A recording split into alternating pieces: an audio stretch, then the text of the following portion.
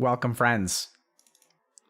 Welcome, chat. Oh, I see we have a level 5 hype train going. Sorry, I'm running 1 or 2 minutes late.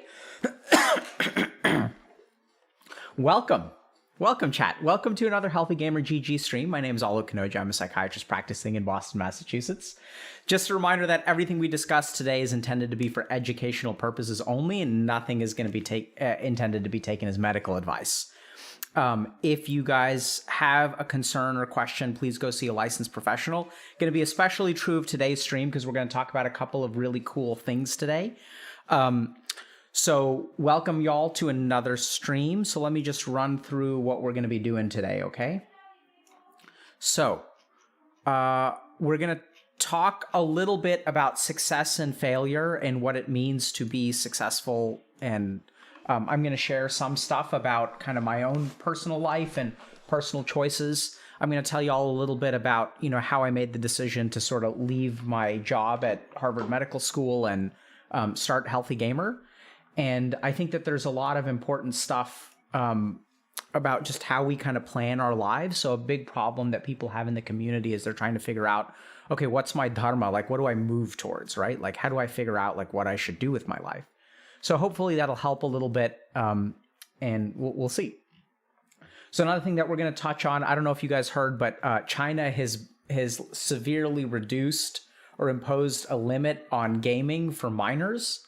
So we're going to touch a little bit on that, and then we're going to take a couple of good posts from our subreddit. So someone posted about bondage, domination, and sadomasochism. So we're going to talk a little bit about that. And then someone else was struggling to try to study, but they feel paralyzed and not being able to study. So we're going to talk a little bit about that too. And then I will teach y'all, I know I'm not, I promised you guys I would teach y'all meditation today about Udana. So we're going to teach you guys a little bit about Udana. I really shouldn't teach it because I'm still coughing and stuff, but let me see if I can find, no, this is not the Udana that I was looking for. So we're going to teach y'all, let's see. Oh man. Oh my God. Okay. We'll have to figure this out. Okay. Anyway, so I'm going to teach y'all some practices, some Udana practices, which apparently, according to Sage Patanjali, are the ones that will, when you master Udana, you're able to levitate. So we're going to have some fun today. We're going to teach you guys a different kind of meditation. The good news is that the data suggests that, even though that's not really scientifically validated at all, the good news is that there's overwhelming evidence that, mindfulness in general or some kind of meditation practice, if done on a regular basis, will yield both physical and mental health benefits. And if you wind up, striking the RNG jackpot and levitating, like that's great. But the cool thing is that if you do these kinds of practices for a regular period of time, there have been tons of studies on different kinds of meditation techniques, different kinds of mindfulness techniques. And it seems like, generally speaking, that a lot of them, can have shared benefits. So, so we'll see what happens. So I'll teach you guys a little bit about Udana and, some more yogic theory and spirituality stuff. So let's kind of dive in. I just want to start today by sharing with you guys a little bit about why I left Harvard. So, and this kind of story sort of starts with, the reason I want to share this is because when we think about being successful or being a failure, and we think about, okay, what do I want to do with my life? A lot of times what we do is we define success as a particular external goal.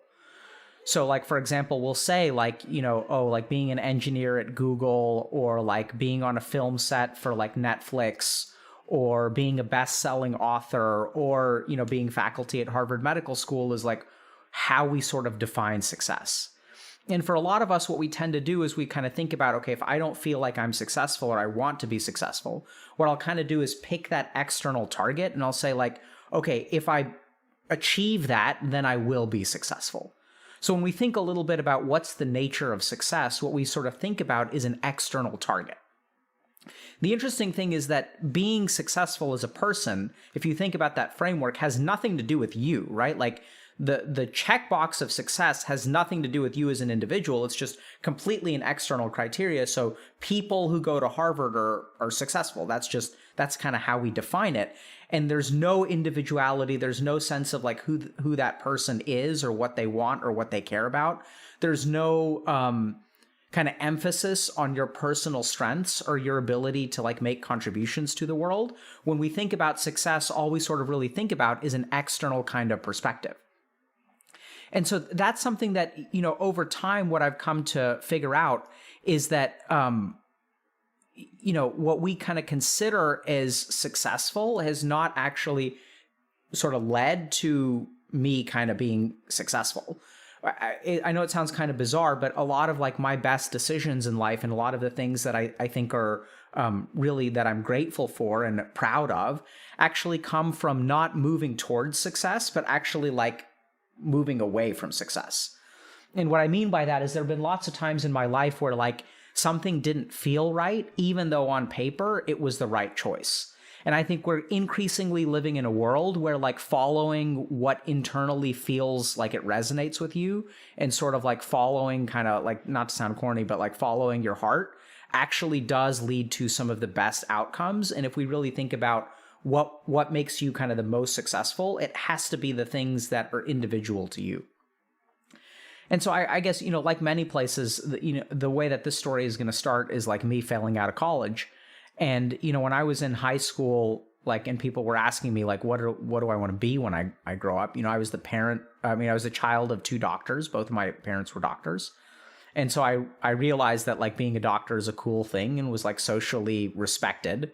I didn't sort of understand this consciously, but I sort of recognized that, like, oh, people who are doctors, like, get respect. And, like, that's what I wanted. I was, like, a teenager, like, you know, not in very good physical shape, had trouble talking to girls, like, didn't have a whole lot of friends, got bullied a lot, like, more in middle school and stuff, less so in high school, learned how to be invisible in high school.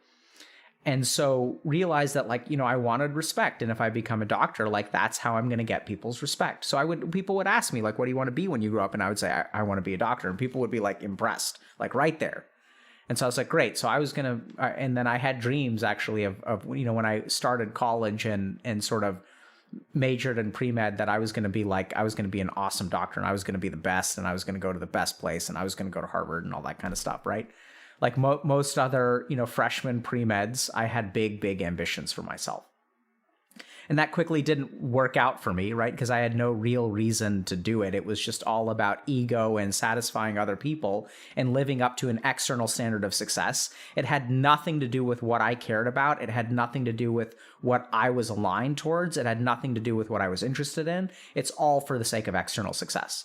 So no surprise, I got a whopping like 1.2 GPA or something my first year in college. Like I was on academic probation, you know, which is like I got like a D average basically, like got like a B, maybe a couple of C's and a few F's. And so, you know, that wasn't working out for me well. And so like at some point I decided that after my sophomore year, I increased my grades a little bit, was like solid, like 2.2 GPA kind of student. And so realized that, like, you know, this wasn't working. And so I went to India. And what I found in India was awesome. I absolutely loved it. And I was like, oh, you know what's also like super cool and super respectable is becoming a monk and like forsaking worldly things. And all those noobs who were chasing success and trying to be the best at everything and getting 4.0 GPAs, they're all materialistic. And you know what? I'm going to be better than them. I'm going to be not materialistic. So all those suckers over there who are succeeding at the things that I failed at, I'm going to devalue them in my mind by setting a goal for myself that's loftier and kind of bonus points, because that goal actually involves like not really playing their game to begin with. So I decided, you know, my ego took an interesting spin and I decided, okay, I'm going to become a monk, right? Because that's even cooler. Like I'm going to forsake my worldly things. And so then I was like a monk, planning on becoming a monk for a while. So trained for several years and spent time, you know, studying at monasteries in like India and South Korea and Japan and all that good stuff, mostly India. And so then I had like my idea of like what success was, right? So I'd abandoned the idea of being a doctor and then I set a target. Like I'm going to be like this revolutionary monk who like makes the world a better place. And I'm going to learn how to levitate and do all these cool things because I did encounter potentially back then. And so, that's sort of what I gravitated towards. And I did work towards that goal, right? So I worked really hard and I spent a lot of time. I did a lot of very rigorous meditation practices and, spent time in like the Indian wilderness, like in isolation, like meditating basically all day long. And it was kind of actually like grueling and difficult. And I was like moving towards my goal. And like, I actually learned a lot of good stuff, right? And then sort of what happened is I was kind of well on my path to becoming a monk, and I kind of met my wife, and then I got kind of confused. And like, here was this thing that I had built, like devoted 7 years of my life towards, right? So like I was on the road to becoming a very successful monk. And so I sort of like walked away from it because it just didn't feel right. Like it just something about becoming a monk didn't like resonate with me. I started to realize, as I actually did real spiritual training, like my reasons for becoming a monk were actually like very egotistical in nature. And so I had sort of this like ego of having no ego. So you'll see this in people who are, into spirituality, but not actually spiritual. Like they talk the talk, but they don't walk the walk. And so there are people who will be like, oh, like, I don't want to be materialistic, so I'm not going to pay my bills. And I don't want to be like, I don't want to chase the rat race and capitalism is evil and stuff like that. So can I borrow $20 and never pay you back? So it's like, oh, you're so attached to like, man, like you're so full of greed and you're so money minded. Like, I don't know why you're always asking me to pay you back. Like, why don't you just give me more money? Like, I don't understand, man. Be like not materialistic. Like, just let go, bro. Like, let go. By the way, can I borrow $20? And so like, I realized that I sort of had that kind of false spirituality where I used spirituality as an excuse to get away with all of like my baser needs and instincts. It was a way to use spirituality to absolve myself of responsibility. And I realized actually like, that was kind of all false. But even though I'd sort of trained for it, I kind of left. I walked away from it. It just didn't feel right. And then I was sort of screwed. Like if you look at it like objectively, like that was a terrible idea, right? So there I am at the age of 26. I have no professional experience practically. I've been out of college for like 3 years. I've got a crappy GPA and like I'm deciding not to forsake the world and I'm going to try to like make it in this world. Like that's terrible. My resume is crap. I haven't had a job. Like if I try to get a job, like people are going to ask me like, what have you been doing? I'm like, playing video games, maybe studying to become a monk. Like, I don't know. I haven't been doing much. So it's a terrible idea. And meanwhile, I had like, I had all these connections in India and had been doing like some stuff over there and like, even doing research and things like that. And I was being like groomed by a particular, organization to sort of like be, kind of like a missionary of sorts, right? I was going to be another one of these because I was like fluent in English and things like that. And so they were like, oh, like, you can go and like spread our message and stuff. So that was, it was good in some ways. But I decided to walk away, and then I kind of floundered a bit for a while again. And I struggled for a while. I like got back into school, like got a master's degree, like applied to medical school for a few years in a row, didn't get in. Finally got lucky and got into medical school. And then it was like, okay, well, what am I going to move towards? How am I going to be successful? And so then I decided I was going to become like a holistic cancer doctor, right? I was going to like save lives with like, I was going to like take these cancer patients because like cancer is like a real disease, right? It's like a real problem, and I'm going to like save their lives, and it's going to be great. And I'm going to use like all this Eastern wisdom, and like it's going to be like holistic, and it's going to be holistic, and it's going to be holistic, and it's going to be awesome. So I positioned myself to like move towards that goal, right? And so, had thoughts about like, being the next Deepak Chopra or something like that. I don't know if I actually wanted to do that, but like just something like that. So I was going to be this like revolutionary, like missionary, visionary, like call it whatever you want to, all of the Aries. And so I did like, research in a rheumatology lab and like did all this stuff around like meditation and like, different kinds of physical illnesses, did some stuff around chronic pain. And I was like positioning myself, right?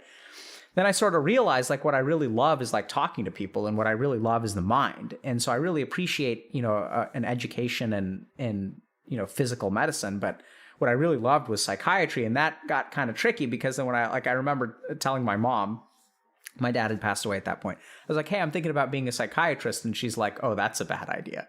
And then I talked to my grandmother, and she was like, well, if you become a psychiatrist, like you're going to go crazy yourself. So I went to my family and I was like, hey, I'm thinking about being a psychiatrist. Even went to my wife at the time and I was like, hey, I'm thinking about doing psychiatry. And she was like, neurosurgery? She was super into Grey's Anatomy at that point. She was like, because you've got the hair from McDreamy, you should become a neurosurgeon. I was like, no, I think I want to be a psychiatrist. And so she was, not thrilled at the beginning, but was actually really supportive. And so then I ended up, going for psychiatry and wound up, doing residency at Harvard Medical School. And so started there. And so Harvard was a fantastic place. And I think that, there's a reason why it has the reputation it has. So I went to Tufts for medical school. I went to University of Texas for undergrad, and winding up, doing psychiatry training at Harvard, like I could tell a difference, right? So there's a difference. So like the people there are super motivated. I found amazing mentors. I had people who kind of early on, like, I told them, I'm like, hey, my goal is to integrate, complementary and alternative medicine into psychiatry, and like, how do I do that? And I had some awesome mentors and stuff, and like they sort of gave me opportunities. I started teaching meditation on the inpatient psychiatry unit. I started teaching meditation in addiction rehabs. I started teaching meditation like all over the place. I taught it to physicians. I taught it to emergency room staff. I started working in jail. So they were like really awesome. They also helped me like sort of connect with research opportunities, and I started doing studies. And then I also was really interested in sort of like making it work financially. So I actually opened up my own clinic doing complementary and alternative medicine consultations for patients at Massachusetts General Hospital, which like my mentors were super supportive. It was fantastic. So there I am kind of like, on track. And then they also like were super supportive in terms of after I graduated, they were like, hey, if you want to do like, this kind of work in a rehab, or if you want to work here, you want to continue doing your consults, like we can build a program and stuff like that. They were awesome, really fantastic. So really visionary, very supportive, really, really high quality science. People helped me kind of think through things. And on the side, I've got this kind of like voice in the back of my head that's kind of like, but what about video games? Like people are playing a bunch of video games. Like what's up with that? So I started asking people, like everyone knew that I had like this resume, right? And like I was kind of like geared towards that. That's what I was known for. People from the hospital would like email me and be like, hey, I've got a patient who needs, so like, who's interested in this. Like, what do you think about that? I was like, really cool. And then like I started asking people like, what do y'all think about video game addiction? It was like this kind of side thing, right? Like I'm the complementary alternative medicine guy. And they're like, what about video game addiction? And I went to one of my supervisors who's an awesome supervisor. And I kind of asked her, she was a psychoanalyst. And I asked her like, why do you think people get addicted to video games? And then, so she's like an older person, right? So was in her 70s at that point. And she was like classically trained, like, has been practicing psychoanalysis for like 40 years, 45 years. And so she was like, I think the reason people get addicted to video games is for the same reason that they get tattoos. And I was like, what? And she's like, then she like goes into this like really complicated explanation about like psychodynamic theory and stuff like that. And she was like, tattoos are all about like self-expression, and when we have like parts of our being that we can't vocalize and we can't express, then like we find some way to like express ourselves, and like people get lost in video games because like it's self-expression. It's like, lady, what are you talking about? Like, and so then I started asking like more and more people about video games, and I got a mix of responses. That was probably the most disconnected response. And then as I started like talking to all these experts in the field of psychiatry, like I realized like what I'm talking to is a bunch of people who are like older, right? So like if you think about leaders in the field of psychiatry, they're like in their 50s, in their 60s.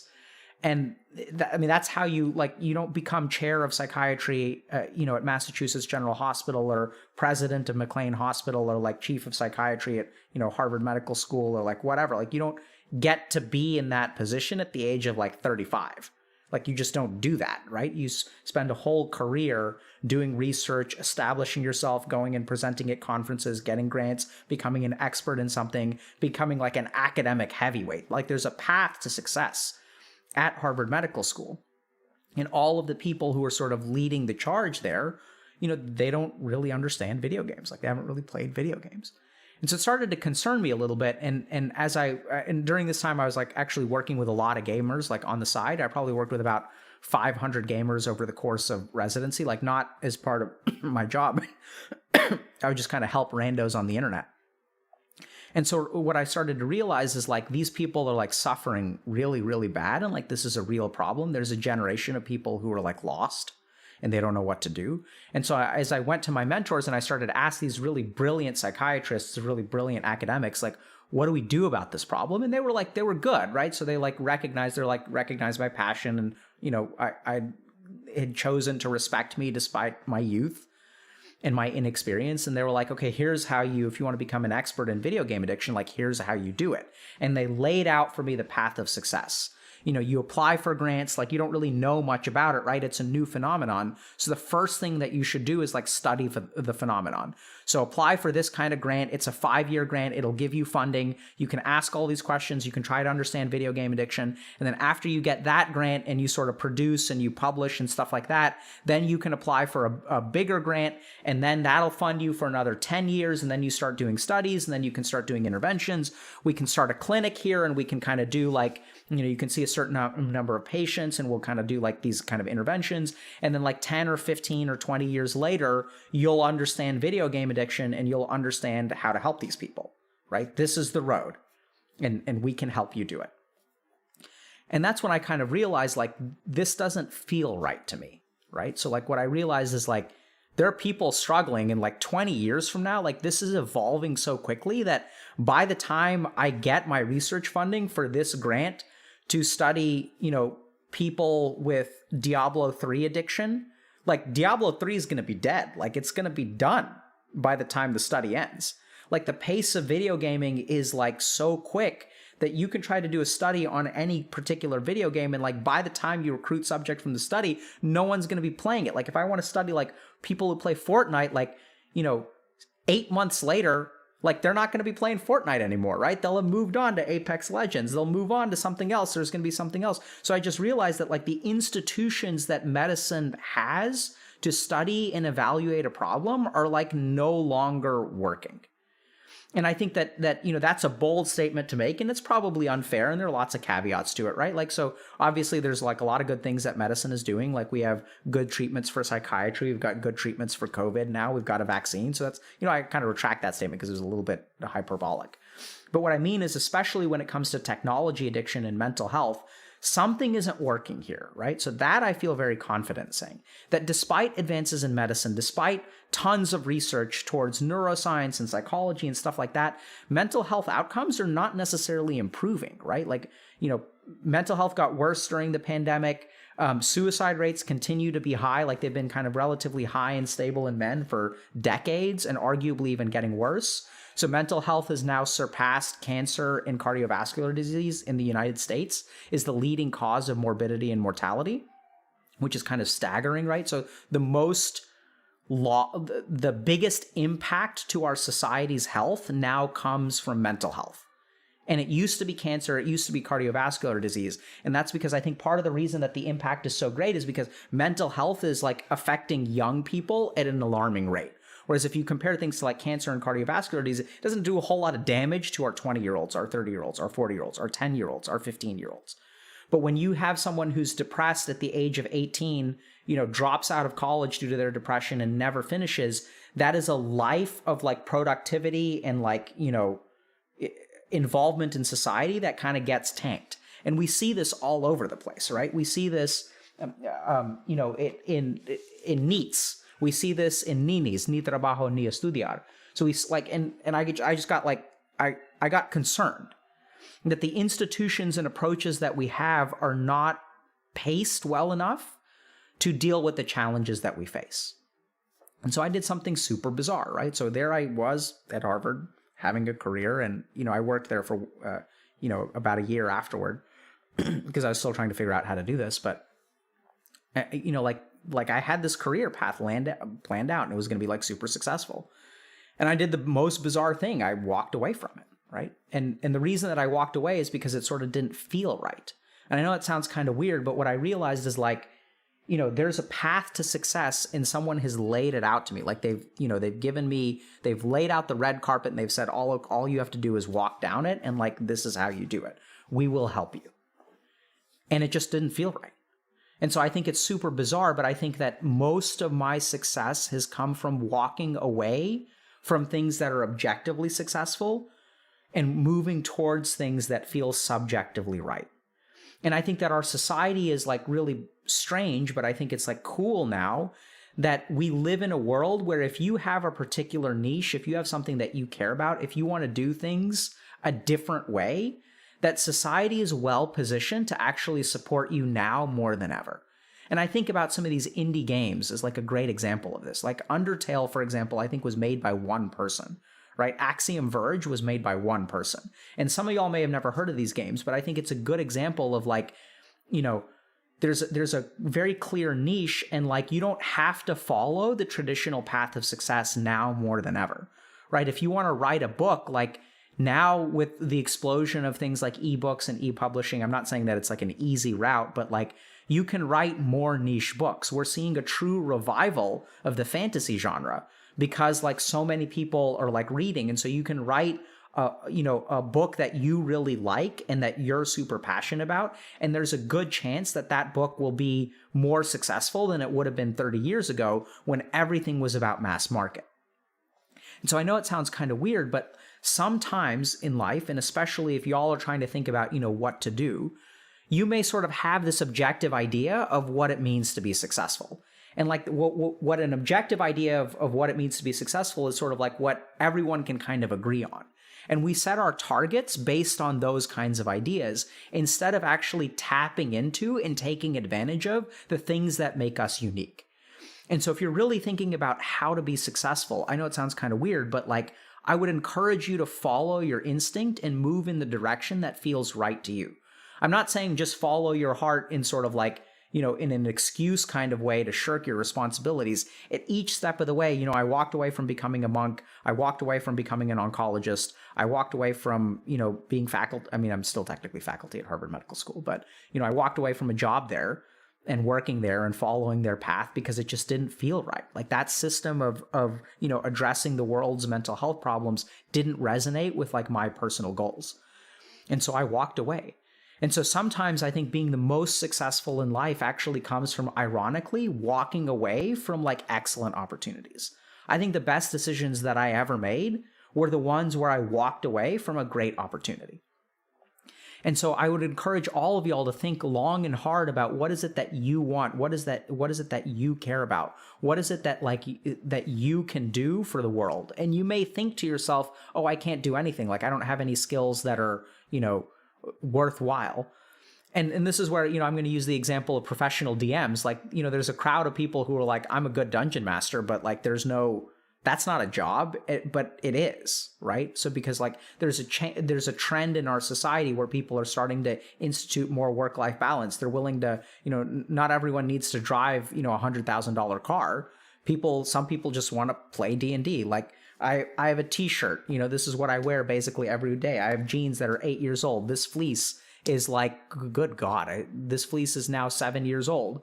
And I wear the same crap every day. What do I care about? I want to spend money on the things that I enjoy. And for a lot of people, those are things like video games and playing Dungeons and Dragons. And so there are a lot of things that you may care about. And I encourage you to like really think about, okay, how do I make this work?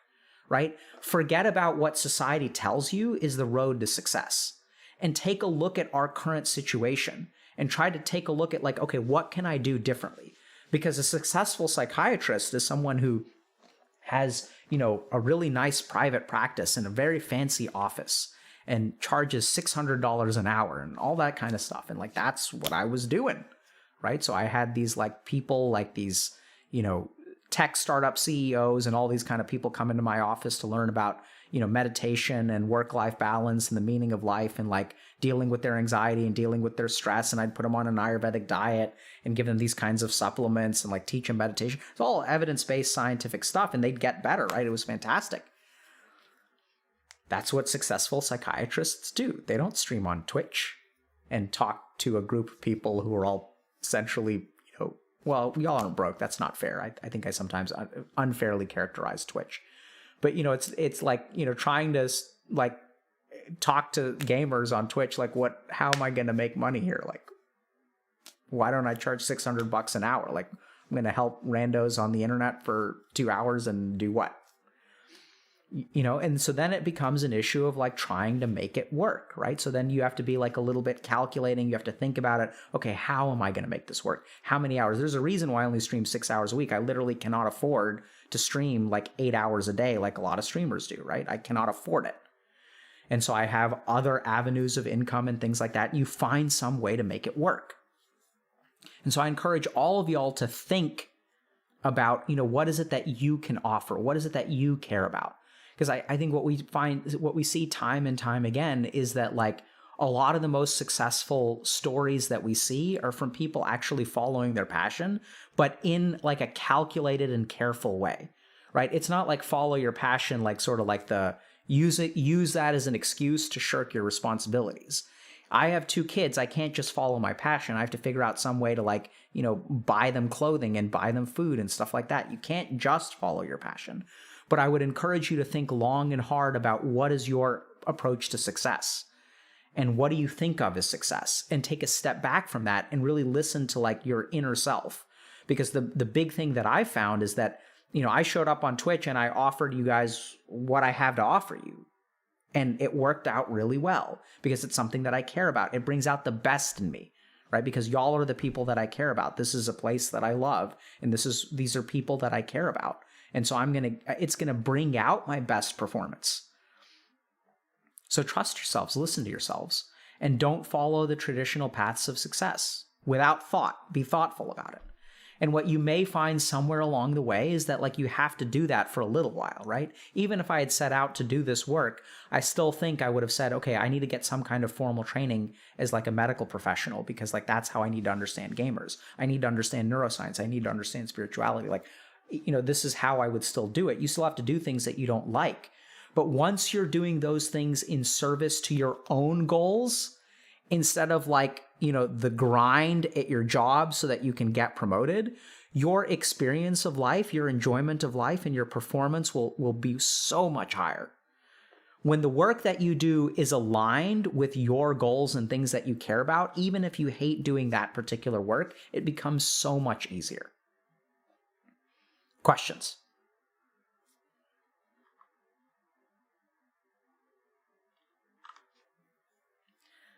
So one person's asking, do you need to do you need to succeed? How about just living a satisfying life?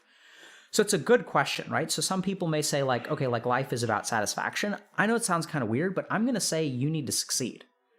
And what I mean by that is like, you should have something in your life that you can be proud of. I don't think it's just, and maybe that's what satisfaction is. Like maybe you could define satisfaction as having a component of that. But I do think that like, just from a worth standpoint, right? Like I want y'all to build a life for yourself where you can wake up, and even if you don't enjoy your work, you can at least be proud of it, right? You can hold your head up high. You don't have to be embarrassed when people like ask you what you do or how you spend your time or whatever. It doesn't have to be like their barometer of success. Like you don't have to use their measurement of success. But I think in terms of yourself, if you have goals, you should strive to be successful. Absolutely. And you should sacrifice to achieve those goals. Like, absolutely. That's what I think ultimately leads to satisfaction is, setting a target for yourself that's aligned with the person that you are and like strive for success. Don't just chase. I mean, if you're calling success a part of satisfaction, then that's fine. But the concern that I get is some people will say, I want to live a satisfying life or an enjoyable life.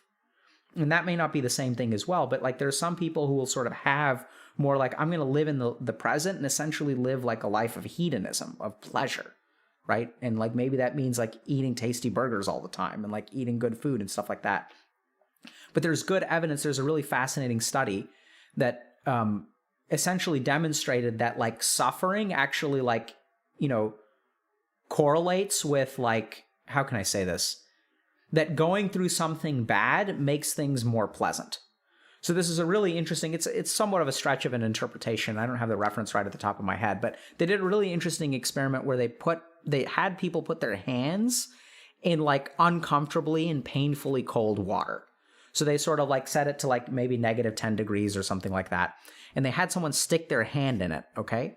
And so like that water is objectively worse. Like it's bad. It's objectively painful. And then what they did is they took a second group of people and then they had them put their hands in like negative 15 degree water, which is objectively worse than the negative 10 degree water. So they gave people a stimulus that is objectively worse than the prior stimulus. Towards the end, what they did is warm up the water from negative 15 to negative 10. So group number 1 had negative 10 all along. Group number 2 had negative 15 and then up to negative 10. So they were objectively started worse and ended up just as bad as group number 1. And people's experience of those two events, people in the second group complained less. They felt like it was a more pleasant overall experience and less painful overall experience, even though objectively their experience was worse. So as human beings, there's something, and you know, I can sort of share this personally, where like when you stay up with your kid, like the first night that one of my kids had COVID, I had COVID too, but I woke up every 2 hours and checked her oxygen level because that's the scary thing, right? So it was like an exhausting night, but like it feels worth it, right? Like you wake up the next day and you feel like crap and you're exhausted, but you can take pride in it, right? Like I can be like, even though I feel like crap, I'm glad I did it and I'm like happy with the person that I am today.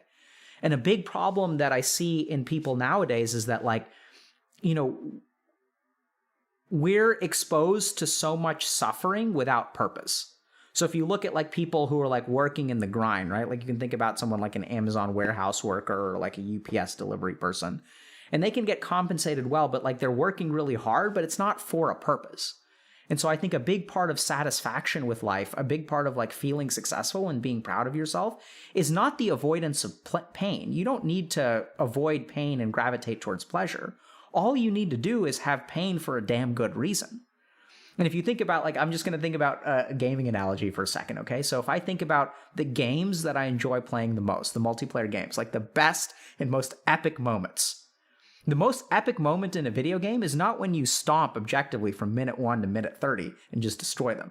The most epic moments are the ones where you are behind and you make a comeback, right? So it's that exactly that water experiment. Is if you think about what makes the sweetest part of life, it's actually the bitterness that comes ahead of time. And this is also found in Ayurvedic medicine, where there's a particular herb called, what's it called? It's neem. It may have a different, Karwa limbro is like sort of the ethnic term, but neem leaves. So these are very, very bitter leaves. And if you guys can get these leaves, I encourage you to try them. It's a great meditation practice. So you eat one of these leaves and it's like so damn bitter. And then you drink water afterward and it tastes so sweet. And so it's so interesting. But I think when people are sort of asking, okay, like, do you need to be successful? Like, is it okay to live a satisfying life? And what I'd say is that, like, don't avoid pain and don't avoid suffering. Build a life for yourself where you can succeed through pain and suffering. And then you'll have a life that's truly satisfying. Great question. Not neem. Oh my God. Absolutely. That person has tried it.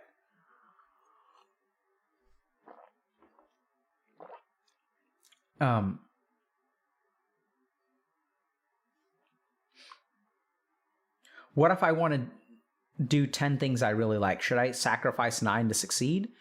So that's kind of up to you, but I would say that sacrifice is a really great way to feel satisfied at the end of the road, right? So like I climbed Mount Kilimanjaro a while ago, maybe like 15 years ago.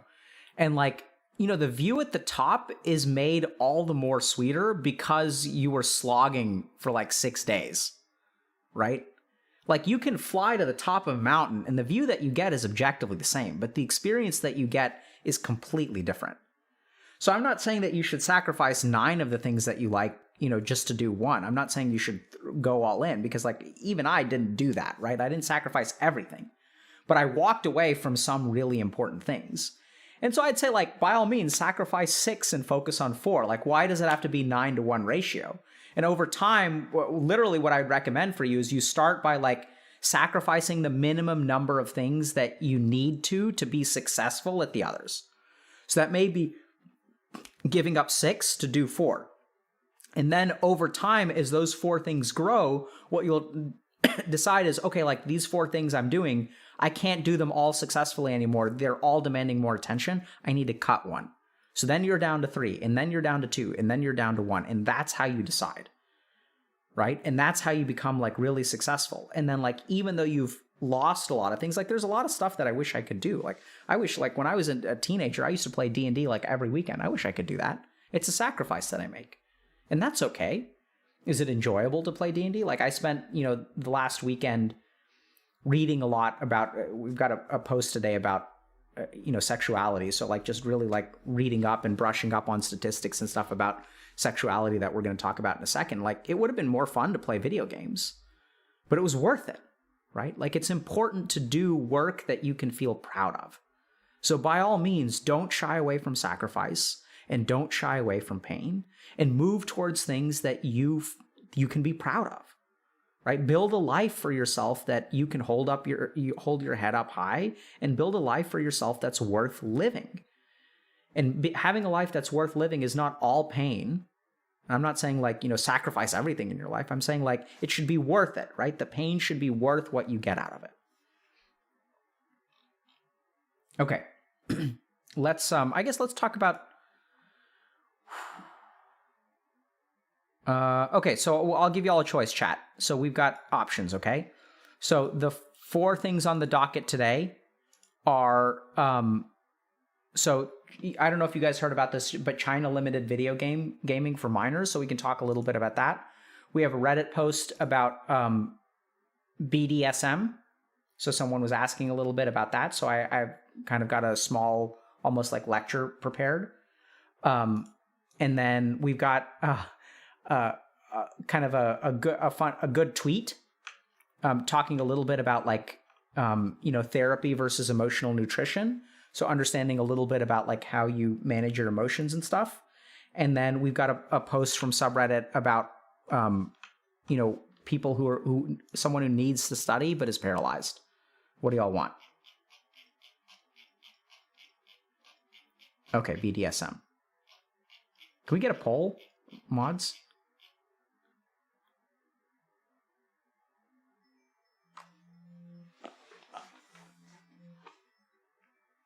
Yo. Oh, wait, was the option can you talk about China? Yeah, sure. Okay, cool. All right, so let's start with China, okay? Because that may be a little bit shorter than the lecture. So I don't know if you guys heard this, but there was recently, I think like as of this weekend, so China actually passed a law that limits online video games to 3 hours a week for young people. So what this law basically says, so for those of you who don't know,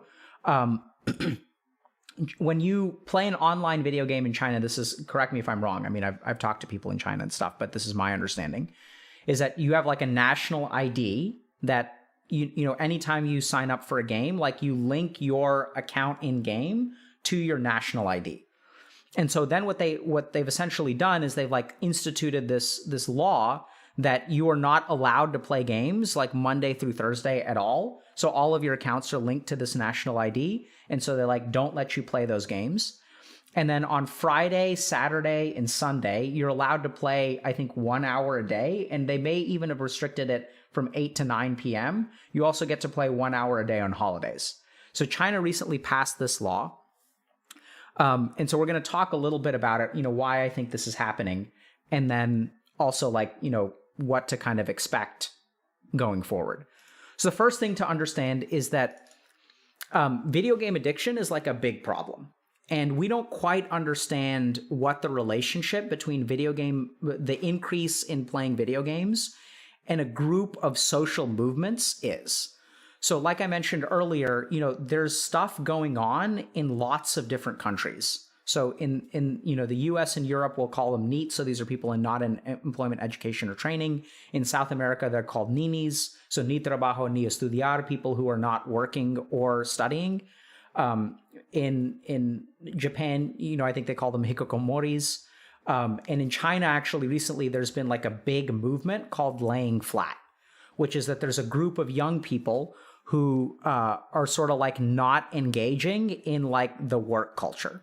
So China also recently passed, their Supreme Court made a ruling that the 996 work culture, which is 9 a.m. to 9 p.m. 6 days a week, is actually illegal. So there's this big culture, and if you're Chinese, feel free to correct me. I'm sort of hearing this secondhand from colleagues of mine and friends of mine in China. That there's sort of like young people there are just not interested in working. Like they're not interested in grinding all day, spending 6 days a week, 12 hours a day for like a small amount of money, and then getting on this stair stepper of like walking every day and getting nowhere and eventually getting promoted and stuff. There used to be a lot of, pride that people took in this kind of sacrificial work culture. You see that kind of, that sacrificial work culture in Japan as well. You see it in the United States. You see it in residency for sure, where people are like, I worked 100 hours a week and it was terrible, but man, I survived. And there's like this really like machismo kind of like culture where the harder you work and the more you deprive yourself, like the more, credentials you get, the harder you train, the more badass you are. There's this kind of like sentiment, right? But what we're seeing just across the world is that younger people, right? So we're talking like starts with the millennials and Gen Z are just not signing into it. And so people have hypothesized that video games are a big part of this. I do think that they are a part of that, but I think that what's happening is people are demonizing video games for essentially like a lot of other societal problems. So, are video games kind of addictive? Yeah, absolutely. And we're going to talk about that in a second. But I think that what people here are missing is that there's a confluence of events that gets young people uninterested in participating in society. And then when I choose not to participate in society because I don't get paid enough, I don't get enough respect, I don't enjoy my job, it's not fulfilling. When all of those things happen, right? I have tons of this student loan debt. When all of those kinds of things happen, then I choose not to participate in society. And when I choose not to participate in society, what do I do with all my time? And so what I end up doing with all my time is like video games, right? So I think that there is an addictive component for sure, which we'll get to in a second. But I think essentially what's happening is that there's a great deal of unrest with young people, right? So people are concerned about climate change. They're concerned about wealth inequality. They're concerned about all this kind of stuff, which are very valid concerns. And so people are taking a step back and saying, you know what? I'm just not going to play this game. And what they turn to is video games instead. There's also really interesting, I'm going to try to dig up this reference for you guys, but I saw this is a paper that a buddy of mine at Harvard Business School sent me about young people entering the workforce is at an all-time low.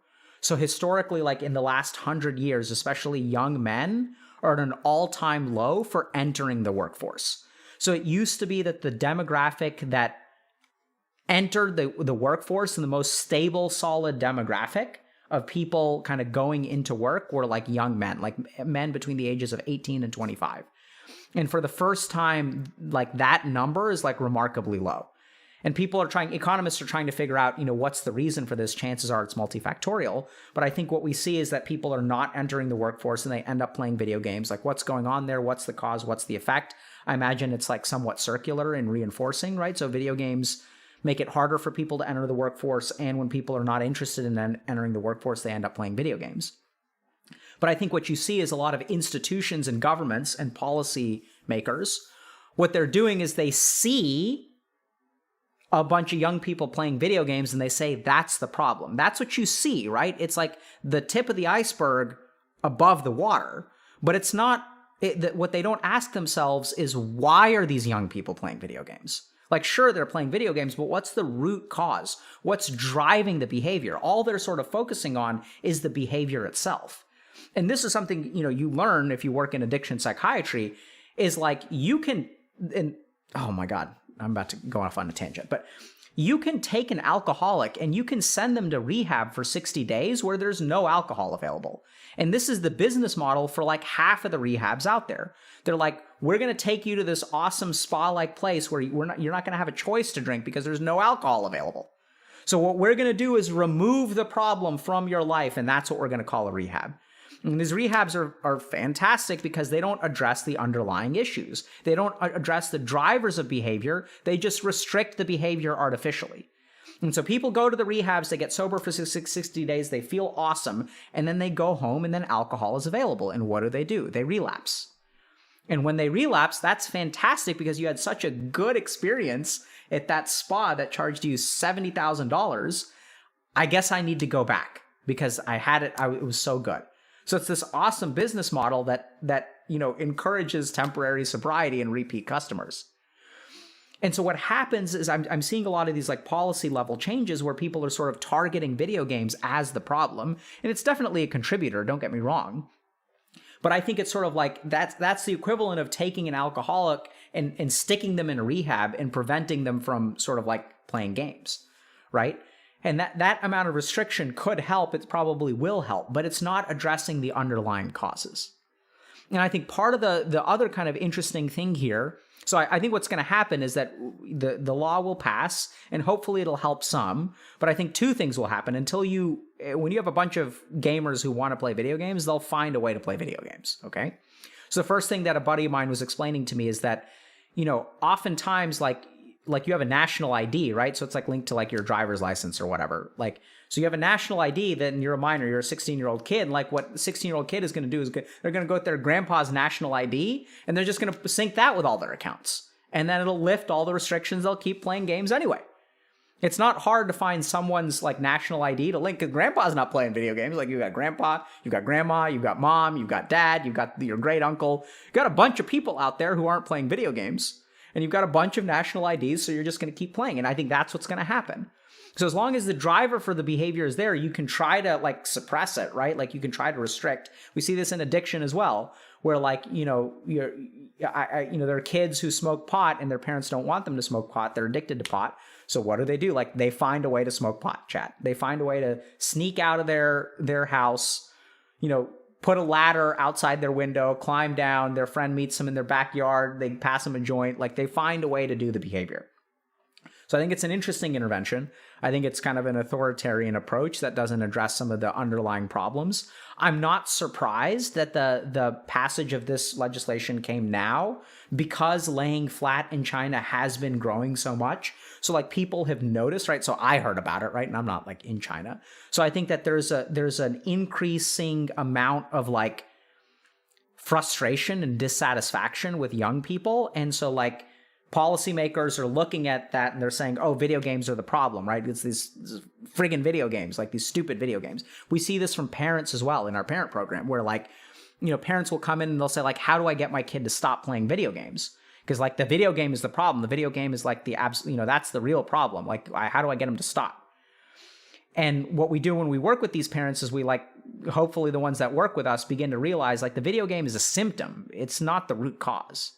And that if you really want to get your kid to stop playing video games and you want to fight them constantly for it, what you need to do is like get them on the same page and help them understand how video games are a problem and address the underlying issues. Sometimes it means getting your kid into therapy. Sometimes it means helping your kid succeed in ways that like they're struggling with, right? Sometimes it means being like, okay, do you like, or do you feel or you're overweight and people make fun of you? Like, what do you think about like going to jujitsu class? Would you be down to do that? And then the kids are like, yeah, actually, like that'd be pretty cool. And so then like the parent encourages them and it involves dealing with the underlying drivers of behavior instead of restriction. And when we do that, it works out really, really well. So I think what's happening is this measure is somewhat reactionary. I think we're going to see a lot of people bypassing it because that's what gamers are going to do. They're going to find a way to play games if they really want to. And at the same time, I think it's also like in response to a growing dissatisfaction that young people have. And they're sort of blaming the video game for it. Now, speaking of blaming video games, I'm not surprised that this legislation passed for a couple of other reasons. And I think we're going to see more stuff like this actually all over the world. Because the truth is that video game developers are actively trying to make their video games more addictive and more damaging to people. So like what people are trying to do, right? So like MMO makers, for example, are trying to find ways to get people to play the MMO for longer and longer and longer, right? Like you want that lifetime customer. Like you want people to play your MMO for a decade and charge them their $15 a month. And so game developers are actively trying to make the games more addictive. So I think that, if you look at some of these online like arena games, right? Like Fortnite and stuff like that, what you actually find, it was really interesting. I was trying to like figure out why kids like playing these games so much. And I think what they've done that makes it really interesting is they've affected the rate of encounters. right? So they do this very, very well. So they make it so that you can never relax in a game of Fortnite because you never know when you're going to encounter someone. And they shrink the arena so that, like, you know, once the player count kind of dies down, every few minutes you're going to run into someone. So you need to be constantly paying attention to the arena. Like, you have to always be like paying attention, but it never gets to the point where there's like a it's not actually constant. It's like a random encounter, right? So like in a 6-minute period, you may encounter 3 people in the first 2 minutes, or you may encounter one person at 1 minute and one person at 5 minutes. So they've done a really, really good job of like engineering the situation that is very addictive for the brain and keeps people really, really excited to play, because you can never really relax, and encounters are not so common that they become like boring, right? So if you think about like grinding mobs in an MMO, like there's a lot of like stability to that. Whereas in some of these online like battle arenas, like what you essentially wind up with is like this kind of really interesting random encounter schedule, which is consistent enough to where you can never relax. And that's actually very addictive for your brain.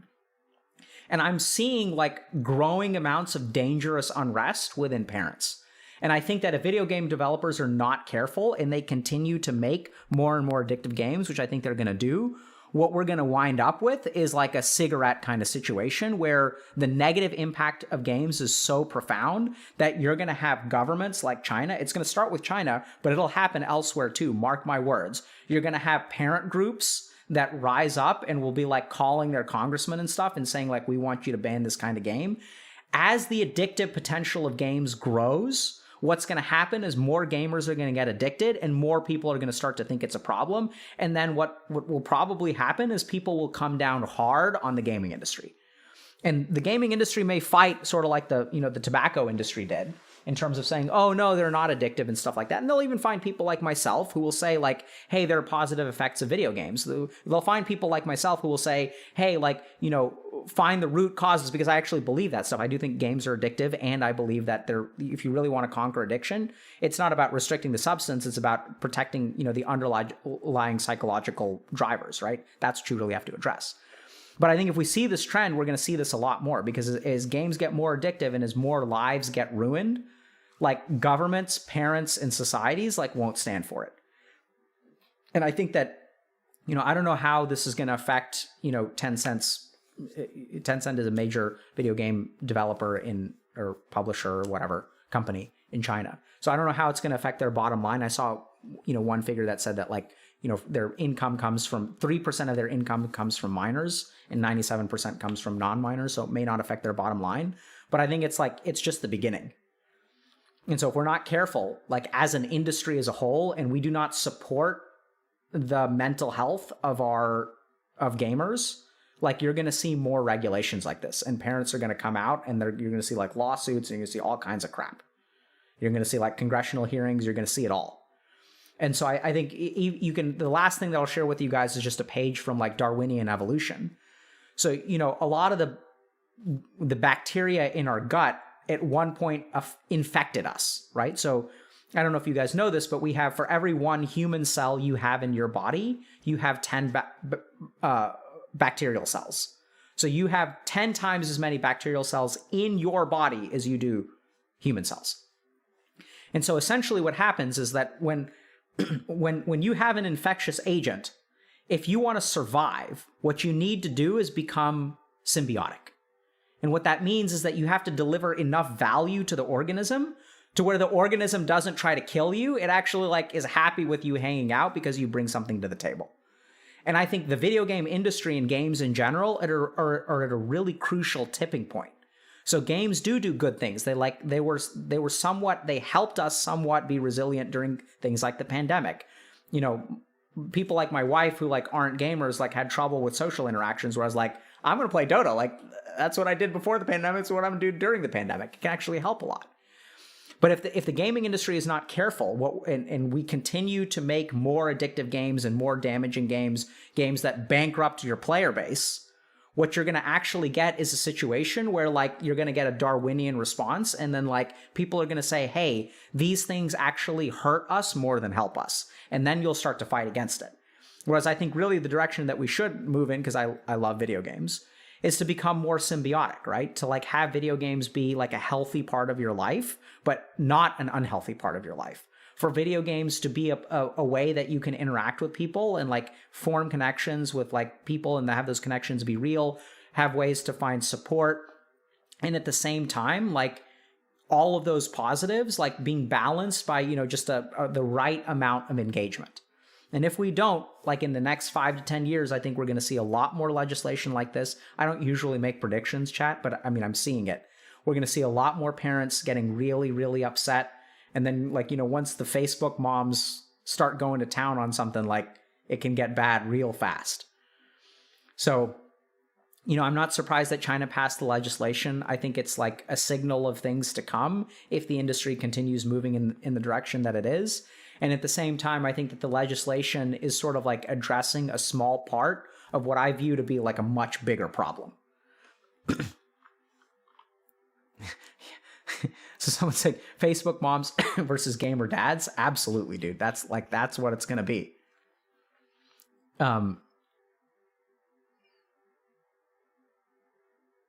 So someone's saying, I got a question about video game addiction. As a psychology student who kind of fails his degree, I had to take my life together and deleted all games, and I'm holding in so far and actually study more and enjoy it and put more effort. But I do want to get back into gaming. So let's pause there for a second. So this is exactly what I'm talking about, right? So the macrocosm that I just talked about, you can see in the microcosm of this person's question. We haven't got to the question yet. So games have become so problematic that the only recourse that some people have is to delete all of their games and vow off of games for the rest of their life. And so what the game industry needs to understand is that if you are creating a situation where out of desperation, your gaming community is deleting their account, that is not a sustainable way to like run a business, right? If you are damaging people's lives so hard, that does not bode well for like your long-term business prospects. I'm 26 and it's always hurting me to get back into video games. Is there a chance you might say, like in the double A's, that I can get into video games due to addictive personality? I'm not sure exactly what that means, but I didn't understand the question. If you can clarify.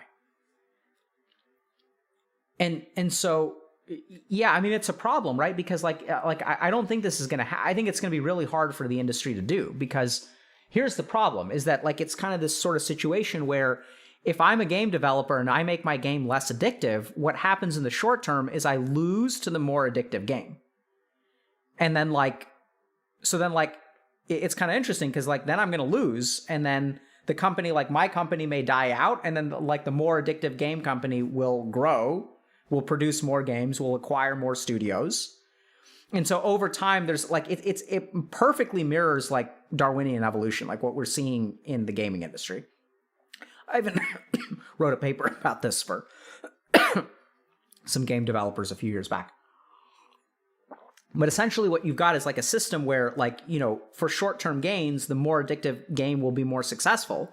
And then what we're seeing as an industry is that's moving the industry towards more addictive stuff, which in turn is creating more of a backlash.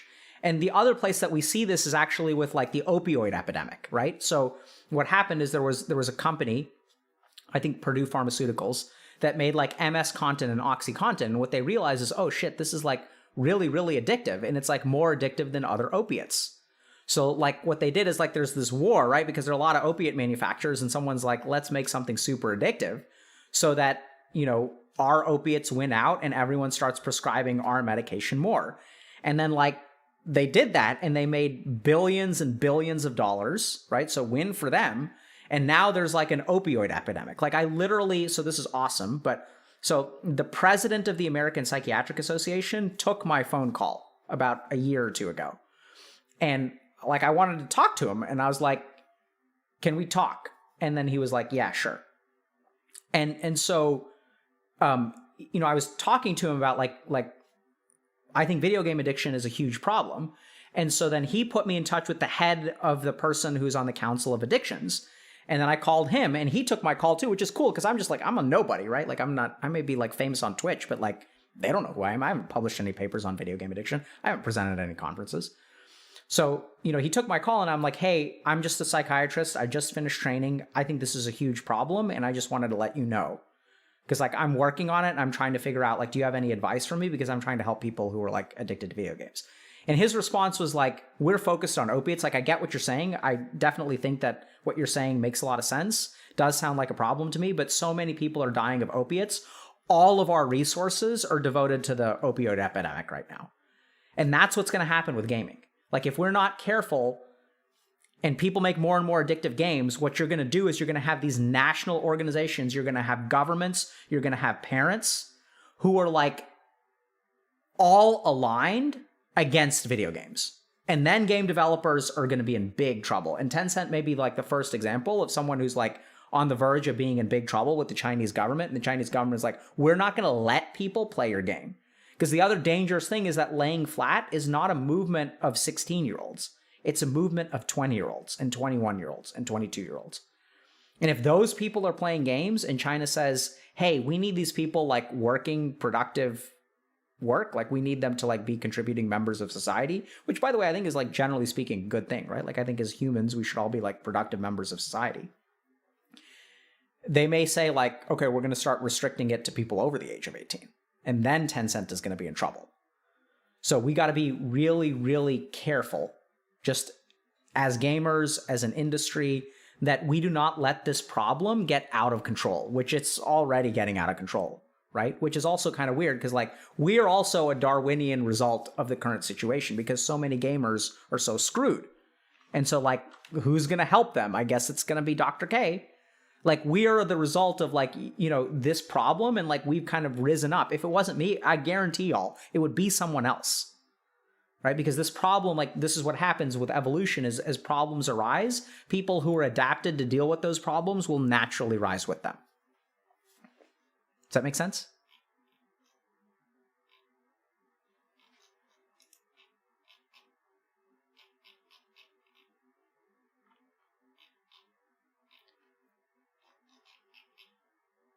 Wait. Can you talk about them and oh yeah, coaches. So speaking of like Darwinian evolution, right? And adapting to problems.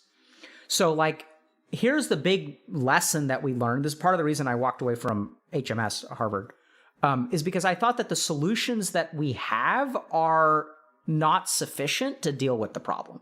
So that's why Healthy Gamer like exists as an institution. That's also why we have our coaching program, because like what we realized is that what we need more than anything else, some people in our community may need mental health treatment, like they may need to see a therapist or psychiatrist.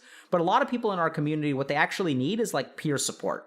What gamers need is the equivalent of like Alcoholics Anonymous or something like that. There is Computer Gaming Addicts Anonymous, but you know it's a good organization, but for some reason it's not landing with people. So what we train our coaches to do is to help people try to find, like become healthy gamers, right? It's about trying to find, like figuring out, okay, what do young people nowadays need? They don't just need to stop playing video games. They need help figuring out, what am I going to do with my life? How am I going to start taking steps forward? How am I going to start building something that's worth living? How am I going to deal with like, you know, this feeling of doom that I have about the future? And we're going to get to a couple of cases of this, but you know, how do I deal with like all of the shame? Like I've been gaming for 3 years. I've dropped out of college. Like I'm ashamed of myself. How am I going to deal with those emotions so that I can go about and like actually start putting my life together? So I think coaching, and we're seeing this in the world, right? So coaching as a profession is on a meteoric rise. And why is that? It's because what we've discovered is that the focus of therapy and therapists and the system in which we deliver therapy and medical care has been insufficient to deal with the mental health needs of a society. So now what you have is like the profession of coaching rising, right? So you have like executive coaches who will go to companies like Google, I think, has their own internal coaching program, right? So they have a coach there who like runs Google's internal coaching program. And so why do you have organizations doing this? Why do we use coaches? It's because if you look at therapists are really trained to deal with clinical problems. They can do more than clinical stuff. But if you look at like literally like the training requirements, right? It's like stuff like depression, bipolar disorder, you know, stuff like schizophrenia. Like that's what we get our training in, like helping those kinds of people. But we don't get a whole lot of formal training in, if I'm a Google engineer and I'm feeling unsatisfied with my job, like, what should I do? Like, therapists can sort of handle that, right? Well, they get some training in that. It's not the emphasis of the training. So instead, what you're seeing is a profession arise, which is coaching. And why is coaching on the rise? It's because therapists have neglected some aspects of people's lives as a profession. It's not what we focus on. It's not what we spend years training about, right? And so as a result, like, there's this interesting profession. And now, even if you look at addiction psychiatry, for example, it's an evidence-based intervention. So there's like meta-analyses that show that recovery coaches or peer support specialists, not mental health professionals, who go through some degree of formal training, are actually effective at helping people stay sober. So especially if you're looking at behavioral psychiatric problems, right? Not neurochemistry imbalances like depression, but when you look at illnesses of behavior, like, being overweight, being addicted to a substance, playing too many video games. When you look at behavioral problems, it appears that coaching can actually be like a very effective intervention. What we found and that's what we've seen in our coaching program. At this point, we've got, 5,000 to 6,000 clients that have gone through it. And the results are like actually really good. I had someone sent me a message actually just today. Let me show you guys. Like, this is literally like, I got this message today. Okay. So it looks like the message is actually from 3 days ago, but one of our coaches just DM'd me this. So a group client told us on his penultimate session that he's gotten more love and support from the group in 15 weeks than he's ever gotten from his family over the course of his entire life. And if you kind of look at that, like, this is both awesome and incredibly sad. So like, the reason that this is good is because what we've discovered as a community is that there are like mental health needs that our community has, which are not necessarily psychiatric in nature, right? If you think about why do people get addicted to video games, it's because you grow up in a family where like your parents are neglectful or abusive. The correlation between early life adverse experiences and like addiction to video games and pornography is like astronomical, okay? I don't have good data on that, but it's just anecdotal.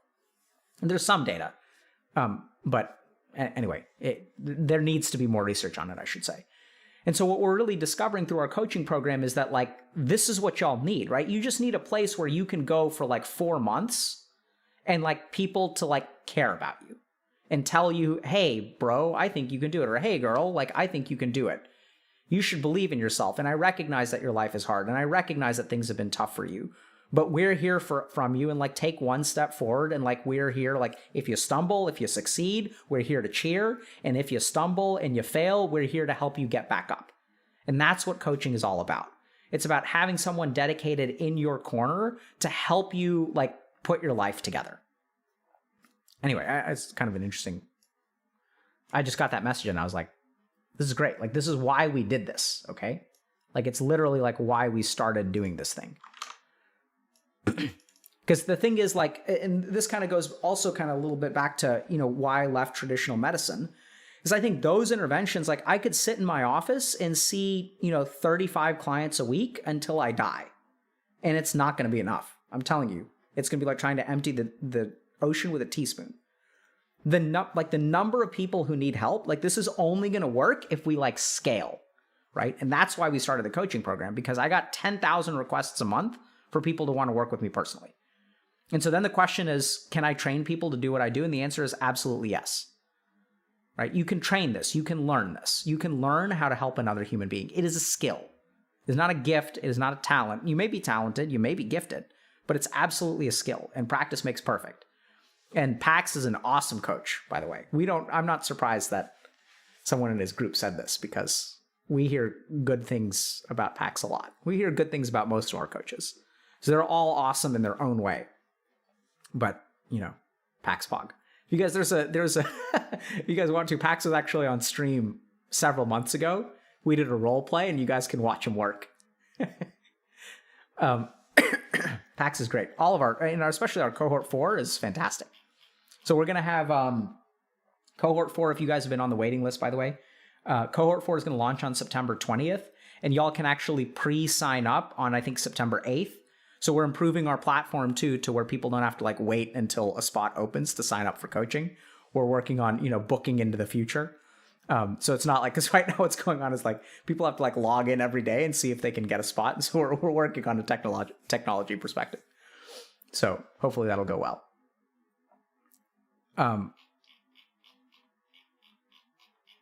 Yeah. I saw someone say what would be interesting is talking to someone who implements addictive features in video games. Like, yeah, that would be interesting. I've talked to a bunch of them, by the way. You know, like I've worked a lot with gaming industry folks. And the good news is that like I don't think the industry is evil, right? So I think you have like some people who are trying to like, you've got, oh my God, this is kind of scary, but I was talking to someone at an HBS event, Harvard Business School. And they were saying, what I want to do, I'm super interested in the gaming industry. And I was like, are you a gamer? And he's like, no. And I was like, why are you interested in the gaming industry? Because there's so many opportunities for monetization. And he's like, I think it's really exciting, like what's happening in the gaming industry and like how like monetization has like is a growing and interesting field. And that's what I want to do. And I was like, no, you're the demon. It's all your fault. So this is what we see in the gaming industry. Okay. This has been my experience. I work with a lot of different game companies now. So you have people like that who are like, I'm going to go to business school, get an MBA, and figure out how to squeeze every penny out of your degenerate gamer ass as I can. And then we've got people in the gaming industry who love video games. And like they're the ones that like make the good games. Like Supergiant, awesome, right? CD Projekt Red, awesome. Sure, Cyberpunk had some problems, but like let's be clear. If you were there at the launch of Cyberpunk, that is something that you get to tell your kids. Back in my day when they launched video games, you couldn't even play them, right? Like it was awesome to be a part of the Cyberpunk launch. I'm like so grateful that I was part of that experience because now I get to remember it. And then the cool thing is like CD Projekt Red got their stuff together, right? And then they patched the game, and then you got to play the game too, which was like pretty good. Like Cyberpunk was like pretty good. So it was great. But this is the problem in the industry. It's like there are a lot of people, and it's cool because like even folks that like, you know, I don't know if I can name names, but there are a lot of really major game companies that are like really care about like their interest. There are people there who are champions of mental health. Even I think like I was like, I don't know if you guys know, but like League of Legends has this like tilt personality test, which is like really cool, you know? And it's actually like surprisingly, like, I don't know that it's based in science, but it's like maps onto like personality theory, like pretty well. And so that like there are people in the industry who care about making good games and also care about gamers. And then there are people who have MBAs who are like, you know, monetization. Oh, so juicy. Let me make all that money. Like, let's figure out, like, let's make this game a little bit worse, but make it more expensive for people to play. This is what I want you to do. I want you to create a really good game. And then I want you to tell me, like, which are the 10 parts of the game that I can, like, put a paywall into. That's what I want you to do. So that's the problem, right? Is you've got, like, people who are like, let's see where we can stick a paywall. Like, let's stick a paywall somewhere. Let's make some of that money. Then you've got people who are, you know, like, trying to make a good game. And then I think you've got some, who's an example of, like, so I think, like, Warhammer is a good example of, like, a game and company that I think has, like, probably overpriced DLCs, and like the game actually gets to be quite expensive. But I really appreciate that for each DLC that they come out with, like I imagine they're pretty profitable. But for each DLC they come out with, like they're trying to give you something, right? They're like genuinely trying to like make the game like more interesting and better. And that's, I think, a really cool model. Like even if you buy all the DLCs and stuff for Warhammer, it's like a couple of $100, right? Like $300, $500. But it's like really cool that you can buy Warhammer 1 and like that's how you get a bunch of races for Warhammer 2. And like, so it's kind of neat like what they've done, right? Even their games are almost like they're all strung together into like one massive project, which is cool. And it's expensive, but at least it's not like, you know, you're getting artificially paywalled by something. It's like, hey, we came up with a couple of new heroes, and if you want them, you can spend $10. Or we've got a new race, you can spend $18. Yeah, so people... Okay, y'all want to talk about... We've got time for maybe one more. Crap, I talked too long. Okay. Let's talk about BDSM. Got time for that. And then we got to do Udana. The study thing? Okay. Let's talk about the we'll try to keep the study things short.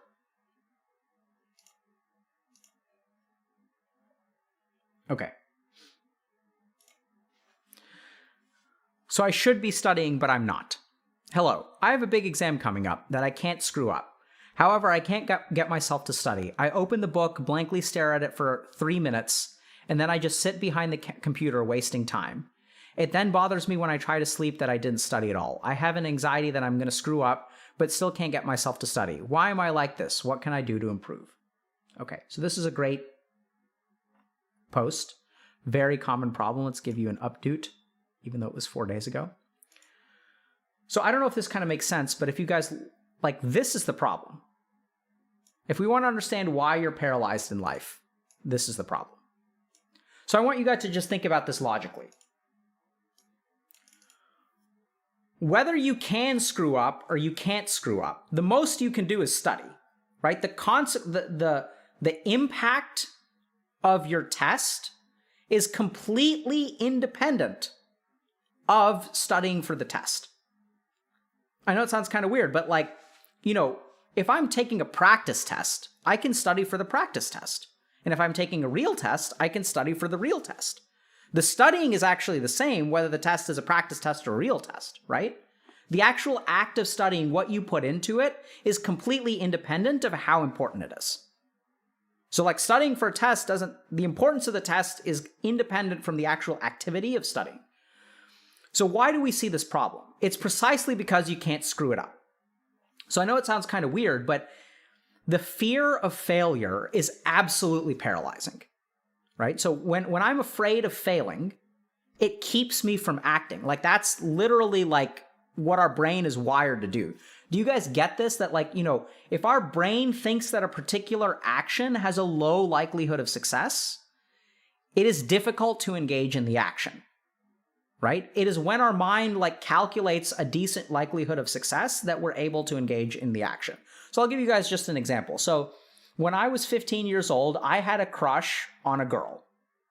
And she was like pretty attractive. I was not the only one who had a crush on her. Most people had a crush on her.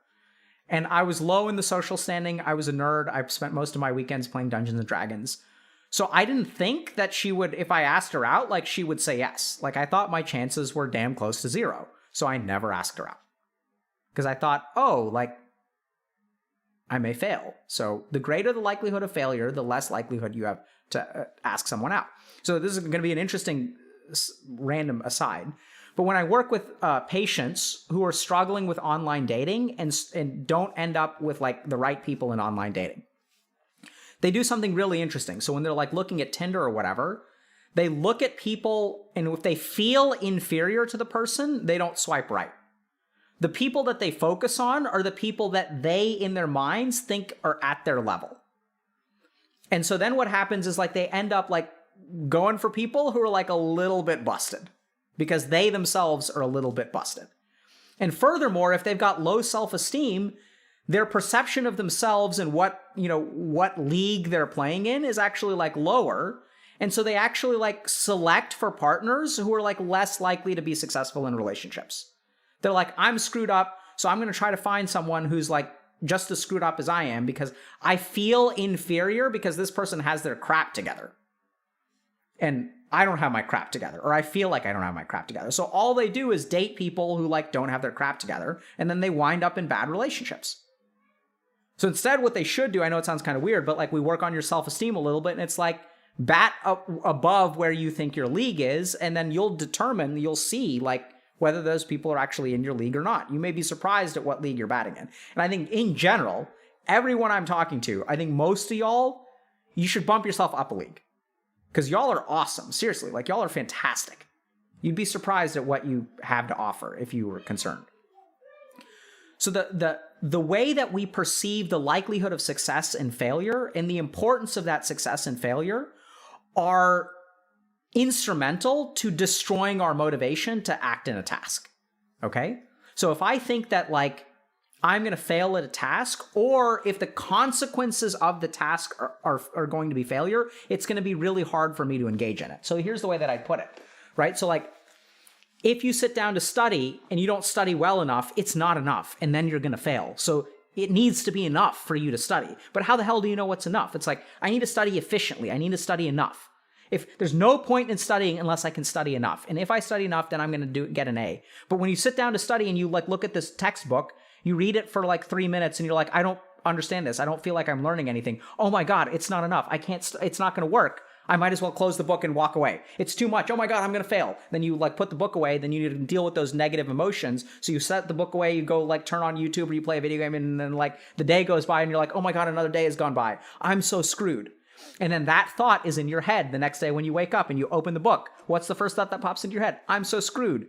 You look at all the things. Oh my God, I should have read some of this yesterday. Look at all these pages I have to read. Oh crap, it's too much. Okay, let me start.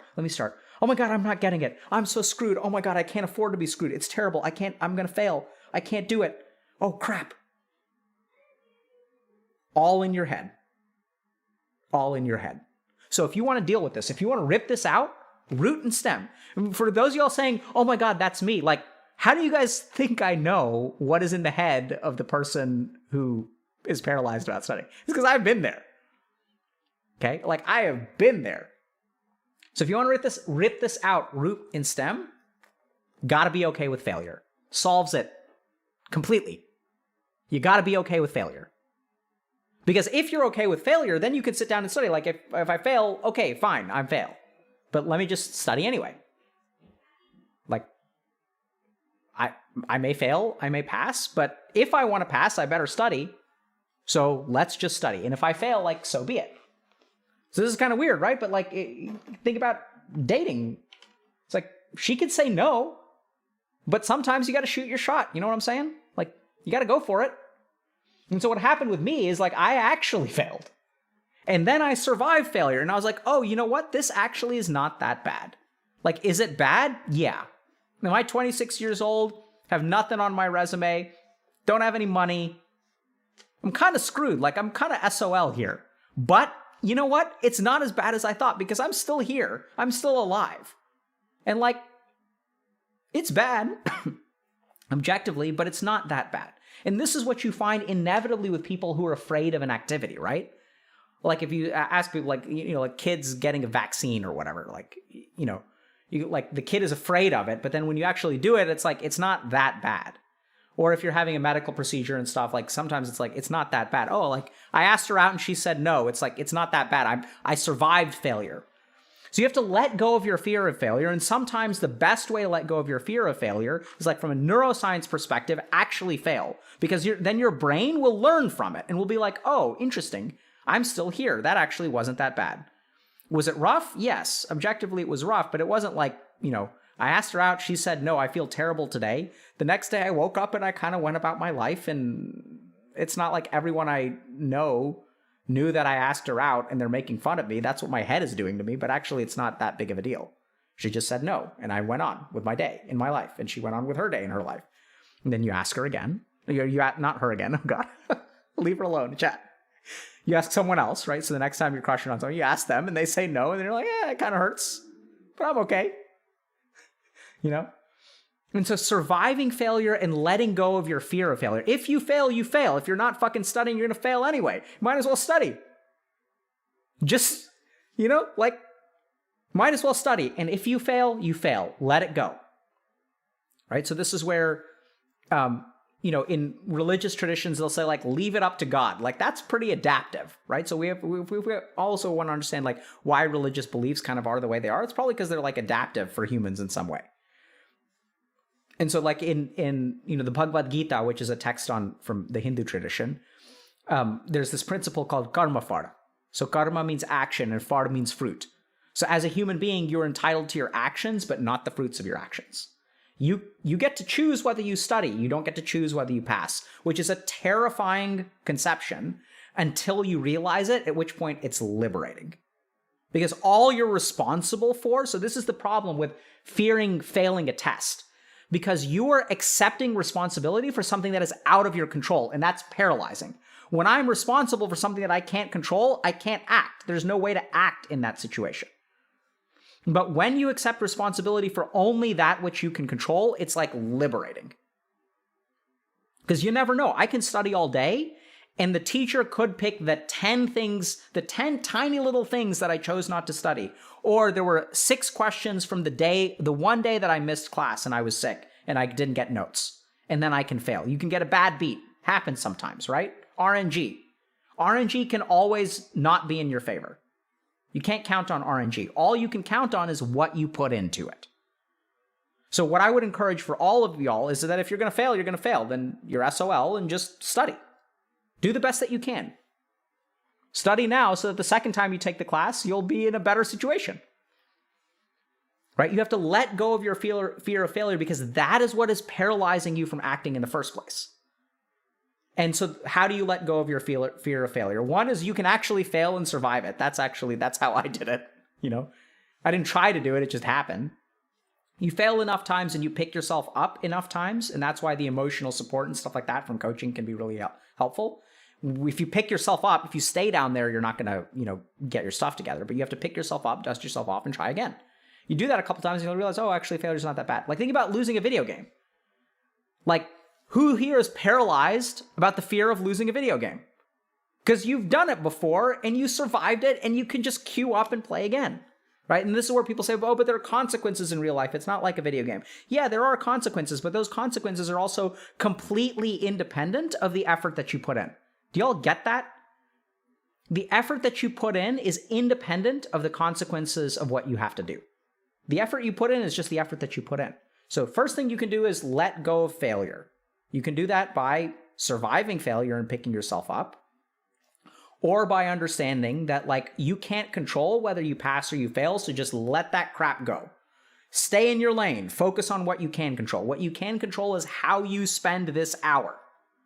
So if you think to yourself, this hour is not enough for me to pass, you'll end up in paralysis. If you say to yourself, I'm going to study this hour, I don't know if I'm going to pass, I don't know if I'm going to fail, I don't know if I'm going to study the next hour, I don't know if it's going to be enough, I don't know if it's not going to be enough, let all that go and just study this hour.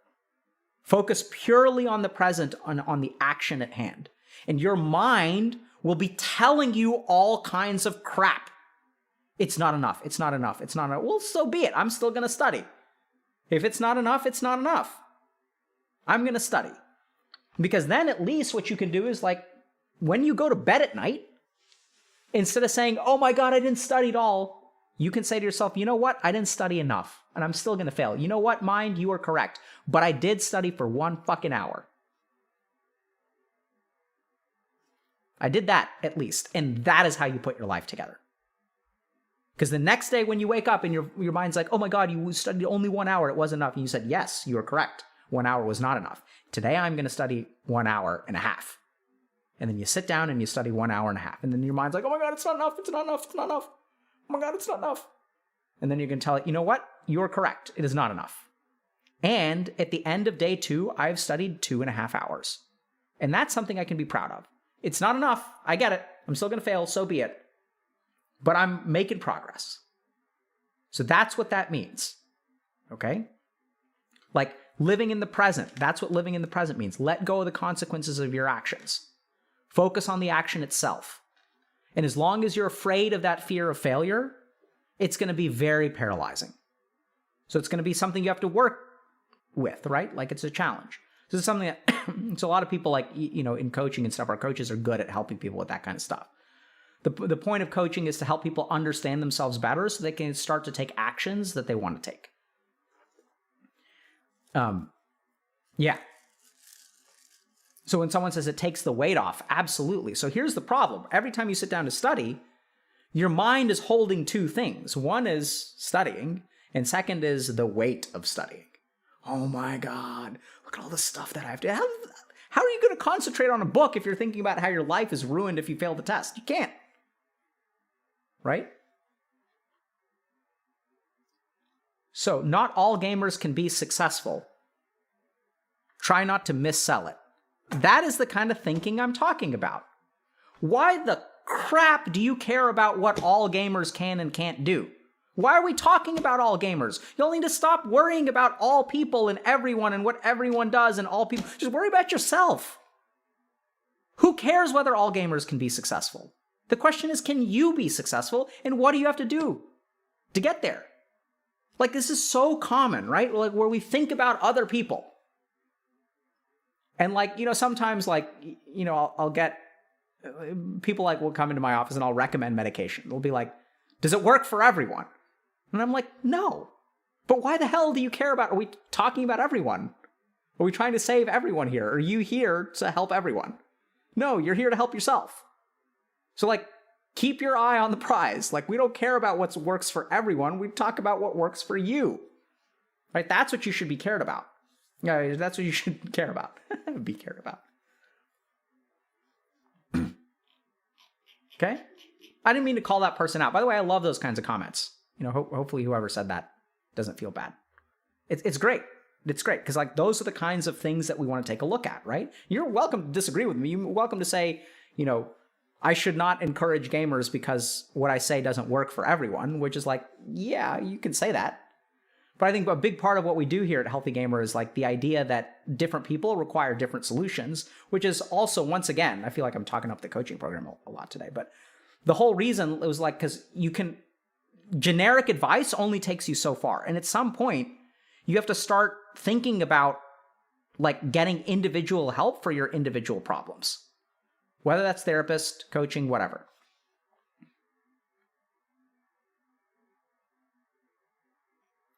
Sounds like a question about evidence-based medicine is a reasonable for a question for a patient to ask a provider. I completely agree. Evidence-based medicine questions are completely reasonable. I don't think does it work for everyone is an evidence-based medicine question. Right? So that question is not coming from a desire to understand the evidence. That question is coming from an insecurity about what's going to happen. What they're looking for is a reassurance and a guarantee for the future. That's what they're looking for. I mean, I may be wrong, but people ask evidence-based questions all the time. So I will respond to that question by saying it works for 60% of people. And I can provide them with evidence. But then what happens, I haven't gotten to the underlying fear by answering what appears to be an evidence-based question with an evidence-based answer. They're still not going to take it. What's far more effective is, why are you concerned? What are you worried about if you take the medication? Because that's how you're going to change their behavior, not by giving them statistics. If statistics can help, and I will do that, but it's a good point, though. Okay. Let's, can't screw it up resonates. Yeah, so here's the wild thing. You have screwed it up, you can screw it up, and you will screw it up, and that's okay. Seriously, telling you, as someone who has failed colossally for years of my life. Okay. All right, so, man, I want to do I don't know if we have time, but, okay, let's do the BDSM lecture. Okay.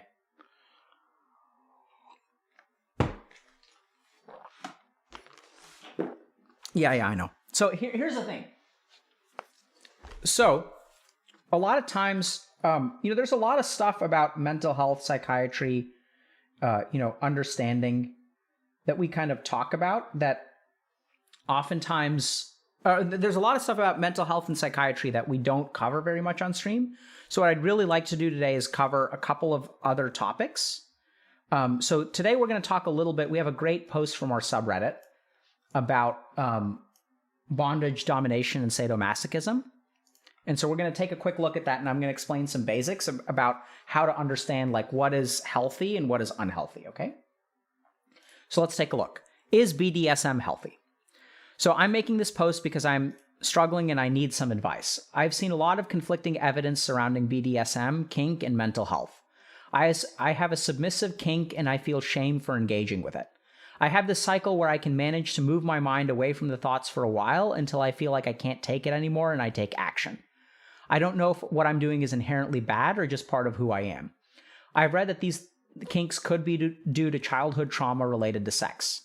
I can say this does map onto my experience because I was molested as a child.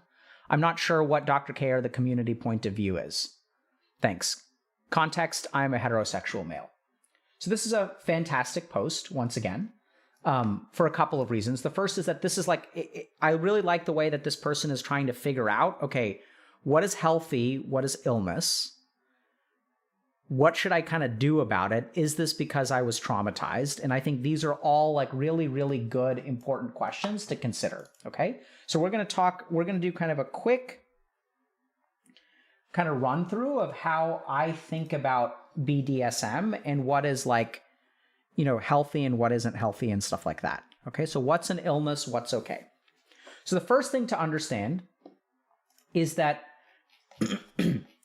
the psychiatric attitudes towards different kinds of sexualities have changed a lot over time, okay? And so, like back in DSM-3, which was maybe in the 70s, homosexuality was considered an illness, okay? And then was a pathology.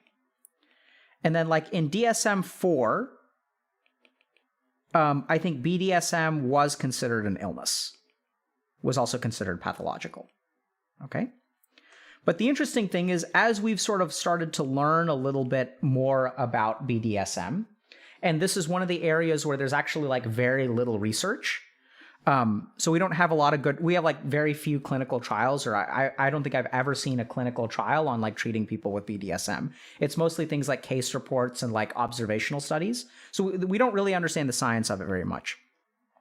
But in DSM-5, for example, they sort of, I think they have an acknowledgement that, BDSM in mild forms is okay. So let's try to understand, like, how do we think about the classification of like mental illness with BDSM? So the first thing so we're going to kind of explore a couple of terms, okay? So one is going to be like a paraphilia or fetishism. Okay. The second is going to be, so how do we define this? So fetishism is the use of a non-living object or non-genital body part for sexual gratification. Okay? So it's sort of like, like shoes or feet, like these are things that are not generally considered like sexual organs. And so like when people are sexually aroused or use these objects for sexual gratification, then that's what we call a fetish, okay? So this is what's kind of interesting. So there was a study done in Quebec that sampled about 1,000 people, okay? And what percentage of them do y'all think had fetishistic thoughts? What do y'all think?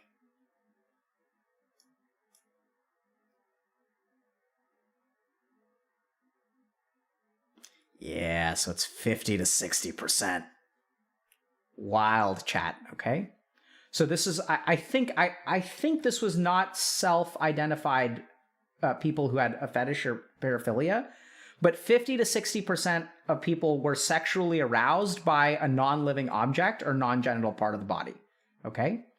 So about 8 to 10% were like intensely aroused by a particular thing. So this is when we're probably getting into true kind of more fetishism, where like people were like super into feet or whatever. And by the way, quick question. Do y'all know, oh, sorry, this is wrong. I got these statistics wrong. This is actually 45%. And so here's the next question. Of people who have a fetish, oh no, it's not displaying. I'm lagging. So of people who have a fetish, do you guys know what percentage of them are into feet or sexually aroused by feet? I know the iPad's not updating. It will. It's just lagging.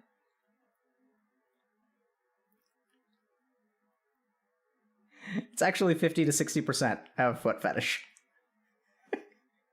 Isn't that wild? Okay, so we'll see if I can get this back in, but Nom Nom desktop. Okay, so in the meantime, okay, here we go. All right, we're back. Okay, so 8 to 10% are intensely attracted to something. Okay, and then 25%, actually 26%, tried it once, and about 3.5% do it regularly. Okay? So like fetishes are actually like remarkably common. And so like this is not considered really an illness, okay? So then there are a couple of other things. So let's talk about, so 50 to 60%, this is the Quebec study. So once again, we don't know if this is all people or just maybe people in Quebec are super into feet. We don't know, okay? So now, like, if we think about, how do we define an illness? An illness is really defined as something that impairs function. Okay? So this is where, when we kind of think about it, there's like there's a fetishistic disorder. So what happens here is like their fetish is so powerful that, and we'll get to this a little bit later, their fetish is like so dominating that, for example, when they have problems or when they have sex with a partner, their partner will feel like they actually are not having sex with like a partner. They'll feel like the person with the fetish is just like using them as like an object. It's kind of hard to describe. But, with patients that I've worked with, and we'll get to this in a second, but, with patients that I've worked with, like what the partner will describe is like, they don't feel like, they feel like if I'm the partner and my partner has a fetish, what I'll hear people say is that, oh, the person with the fetish isn't having sex with me. They're just like using my feet. Like they'll use language like that. So at that point, for example, it's creating a problem within the relationship, and so therefore it can be qualified as a disorder, right? Because then it's impairing function. Other examples of fetishistic disorder is, if people are engaging in the behavior in a way that like is non-consensual or like, impacts other people. So for example, like rubbing genitalia against like people in public places, I think is called frauderism. And so that's another example of a disorder because, that's something that is like sexual assault. And if you like engage in that, or you have thoughts that you really want to do that kind of thing, then it's really going to get you in trouble. And so therefore we sort of classify it as a disorder. Okay. So next thing so then there's also sexual sadism disorder. So sexual sadism disorder is when someone is kind of defined as the recurrent and intense arousal to inflict physical or physiological suffering on another person. So this is like where the intent is to create suffering. And this is going to be really important. Okay? So it's kind of interesting. So if you look at statistics, the overwhelming number of people who get diagnosed with sexual sadism disorder are men. So it's male predominant. And, there are some associations with trauma, and we'll kind of get to that a little bit more. But like, so trauma is kind of tricky. Let's just talk about it now. So like, what's the relationship between, sexual fetishes and trauma? The short answer is like, we're not sure. So it does appear that people who are traumatized, I think, there is a link between trauma and some amount of like sexual stuff, but I don't think I haven't reviewed the evidence very well. I don't think the evidence is really that compelling yet. I think there are a lot of questions that we need to ask.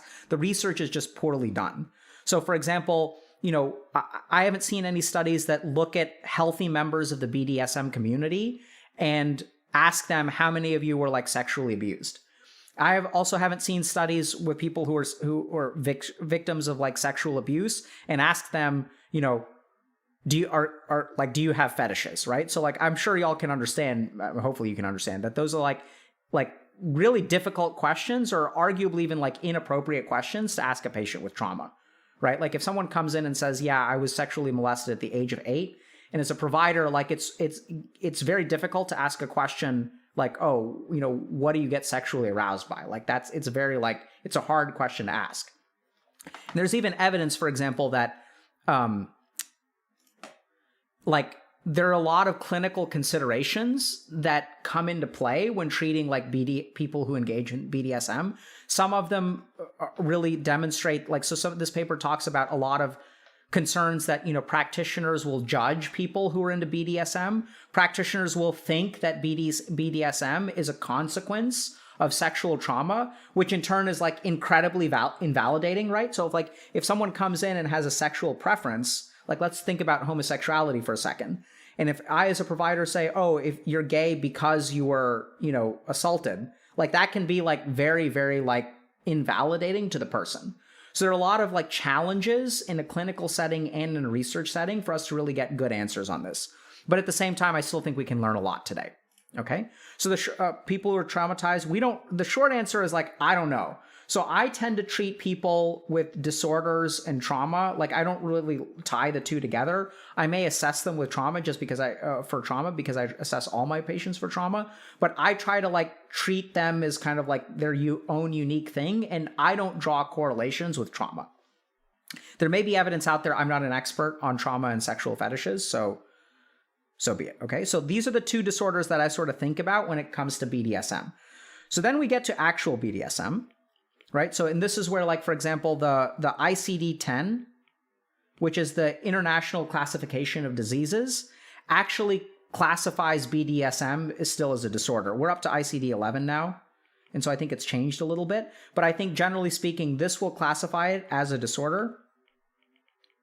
But it's kind of changing. So here's the key thing. So if you're interested in BDSM and you're trying to figure out, do I have an illness? Do I not have an illness? Here's the key thing. So in people who engage in healthy BDSM relationships, they kind of inflict pain as a source of pleasure. I know it sounds kind of weird, okay? So when I have someone in my office and they're asking me literally like, am I ill? Like what I'll ask them is like, what's the goal of the BDSM relationship? Like, so, because usually what happens in healthy BDSM relationships is you've got a dominator and you've got a submissive person, and they both kind of agree to that, right? Because like the submissive person gets sexual gratification out of being submissive, and the dominator gets sexual gratification out of being dominating. And so you kind of pair up, and the goal of the behaviors is to pleasure both parties. Right? So like, I'm going to dominate you, you're going to be the submissive, or you're going to be dominating me, I'm going to be the submissive. And the goal of that, like the reason that we're engaging in this is so that both of us can have fun. So when I really think about BDSM, and we'll get to some statistics here. So it seems like, so the way I'd kind of describe it is like they seek to provide pleasure along with the pain or humiliation, or the pain or humiliation is actually an avenue to like pleasure and satisfaction. Okay, so that's what I kind of think of in terms of healthy BDSM. And with sexual sadism disorder, the goal isn't to pleasure the person in the end, it's to actually like hurt the other person.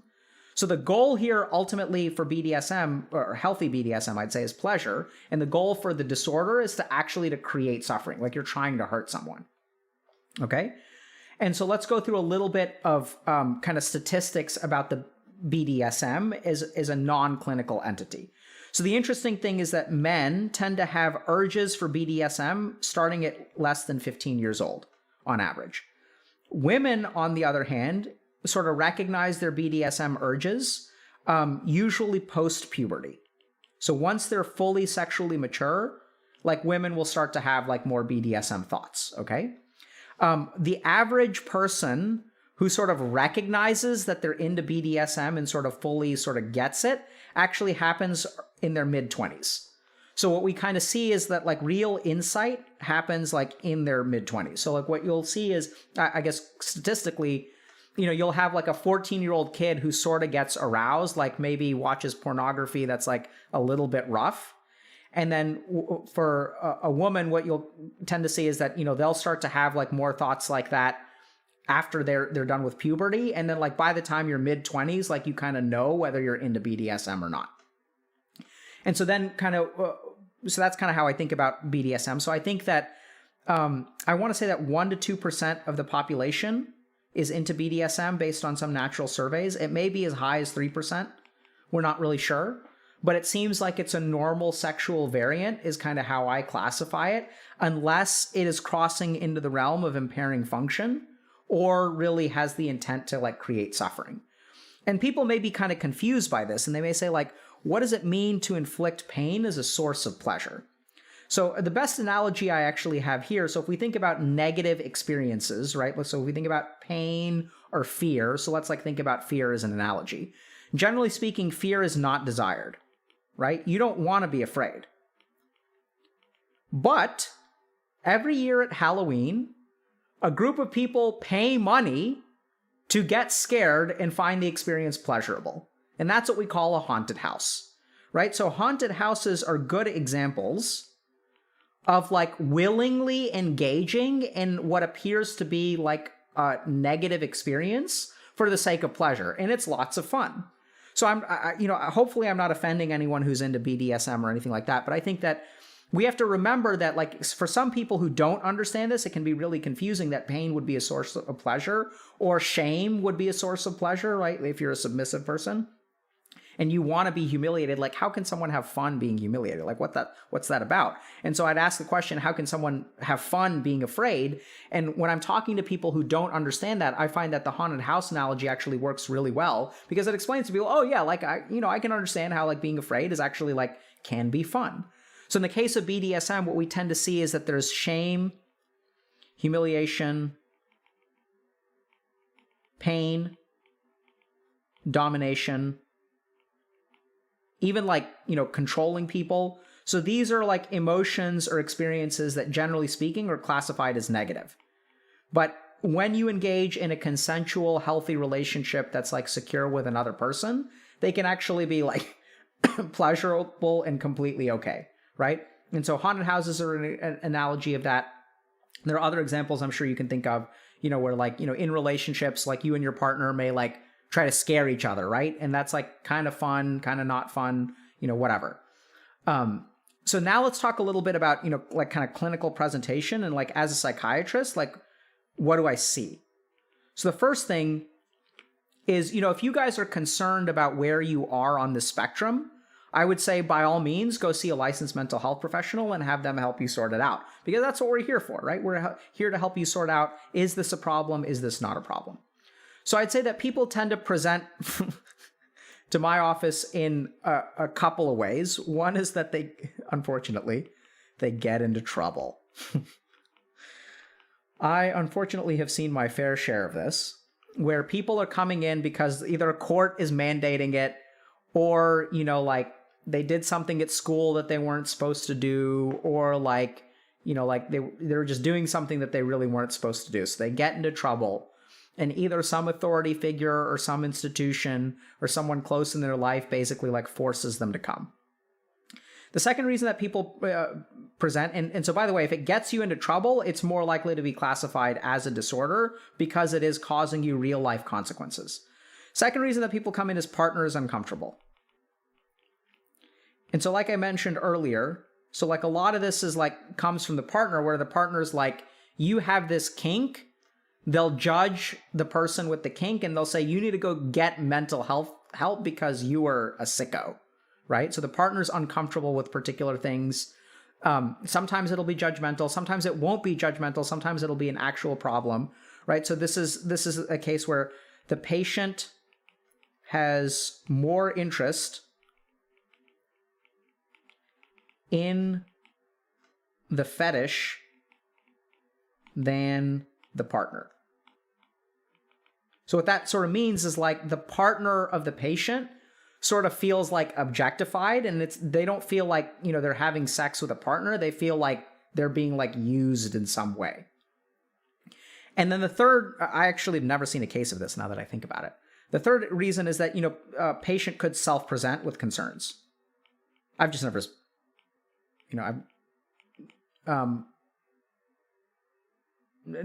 I've never had someone with BDSM self-present. I've had people self-present with concerns about, sexual orientation. I've had people self-present with concerns about, sex addiction or porn addiction or things like that. But then the third, option is that someone shows up, which maybe some of y'all will do now if you're concerned. You'll go seek mental health help, and then you'll try to figure out, what's good and what isn't. When it comes to sort of trying to figure out, so once someone shows up in my office, there's a series of kind of questions that I'll ask, right? So I'll ask, like, when did it start? Is there any kind of trauma involved?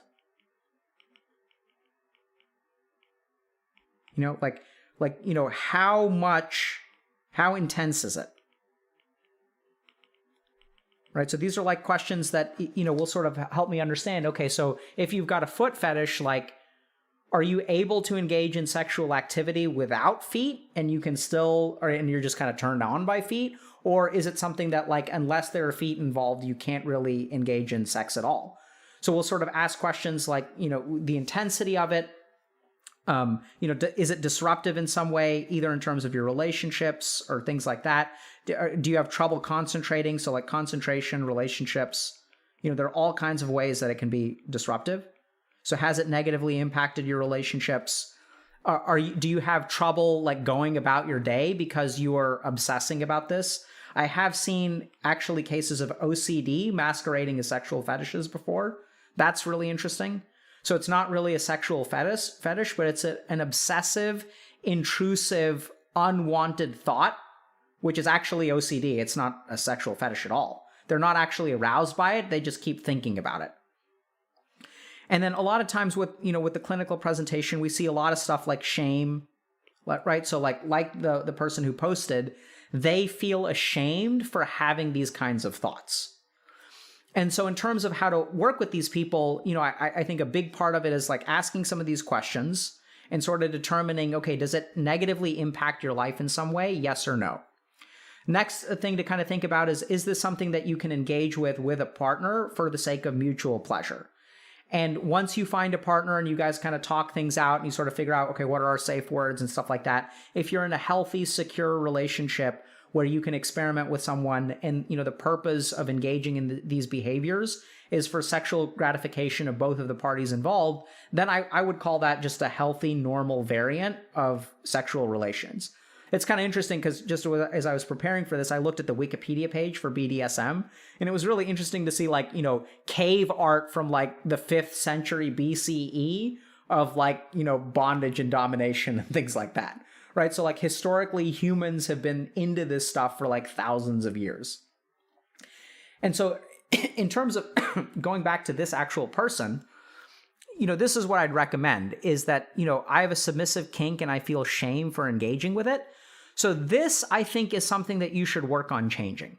So having a submissive kink is one thing, but remember that the goal here is not for you to feel ashamed about yourself for having the kink. It is for you to engage in the shame for the purpose of like enjoyment, right? So if you feel ashamed about a particular sexual practice, then I would encourage you to go see a therapist. This is something that I'm not sure that our coaches, they haven't gotten any training in this kind of stuff. So I'd see an actual therapist for this. And so what I'm kind of seeing here is that I have this cycle where, I can manage to move my mind away from the thoughts, but then, they get control of me. So like, this doesn't sound healthy to me, right? Where you're pushing something out of your mind and then it forces itself back in. For the people who I've worked with who are in healthy BDSM relationships, it's like a part of their day or their week that they enjoy to engage in. They're kind of like looking forward to it at the end of the week. Even people with a submissive kink who are into being humiliated, like, before and after they feel good about it, right? So they're like really looking forward to it and they'll engage with their partner and they'll, go down to the dungeon that they have in their basement. They'll do some like really solid BDSM and then they'll like, go to bed and the next morning it's like pancakes with strawberries and chocolate chips. Right? So it's like part of a lifestyle that's like sort of like is healthy, right? So I'd say if feeling shame is part of your kink and part of the way that you engage in pleasure, there seems to be, the current prevailing thinking, in my personal opinion, is that is probably a variant of normal sexual activity. If you're feeling shame about the way that you feel, or, what sexually gratifies you is not pleasuring another person through kind of shame and humiliation. But if your actual intent is to like hurt someone and you mean them like malice, right? Like if you're malicious and you really want to like hurt someone, then I really, get more concerned about a disorder. Once again, this is definitely a situation where like the goal of this is not to diagnose or treat anything. I haven't listed out for people who are curious, what does diagnosing this actually look like? For each of these things that I'm sort of sharing, each of these has diagnostic criteria, right? So there's like a set of questions that you have to check certain boxes, and then you will meet diagnostic criteria or you wouldn't meet diagnostic criteria. How people answer all of these questions, and I ask many, many more, will ultimately be how you form a diagnosis. So the goal of this stream is not to diagnose anyone, and what I mean by that is like nothing you learned on this stream is sufficient for you to diagnose yourself, because the process of diagnosis is actually like a more complicated, in-depth, and thorough process where you do have to talk about, okay, what's the role of trauma? Is this sexual sadism disorder, or is this the result of some kinds of emotions that have come out of trauma? So that's like a good example of like a good diagnostic process that you need to work through with a clinician. The real goal is just to explain to people, okay, so like, is BDSM healthy? Like, what's up with that? What is healthy? What is unhealthy? What do those buckets kind of look like? And if that seems kind of interesting to you or important to you, I'd really recommend that you go see a licensed mental health professional. Questions?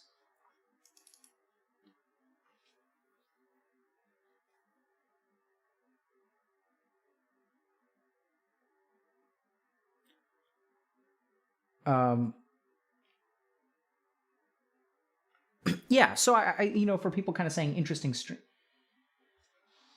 So yeah, so there's actually there I saw a study. I thought I had a reference. Let me see if it's so maybe this one. I'm not sure if this is the study, but I think this one, in the background of this paper that I just linked, I think they actually do point out that there's evidence that couples who engage in BDSM are happier than couples who don't. Not saying that everyone should engage in BDSM, but, and I forget exactly what the population was. That may be like couples that engage in BDSM where one partner wants to are happier than in other situations. So that's something where you definitely want to look at the population, right? So remember, anytime you're looking at a scientific study, the result is not the only important thing. The population that you're studying is like just as important, right? So there are all kinds of results, and this is the problem with like media. Media will just share the results. They won't tell you what population you're looking at. So if I were to make the statement, couples that engage in BDSM are healthier than couples who don't, but the population matters. Are we talking about all people, or are we talking about people who are interested in it? So people who, because a lot of these studies, what they'll do is they'll ask people who self-identify as having a fetish, and then they'll sample them. So if you take couples who self-identify as having a fetish, then you look at which ones engage in behavior and which ones don't, what you find is that people who engage in behavior are happier than people who don't. But you're talking about everyone who wants to, right? So that's an important distinction. And at this point, I'm just rusty on because like these studies are like, there's no uniformity, so it's like really hard to remember which study was looking at what population. Are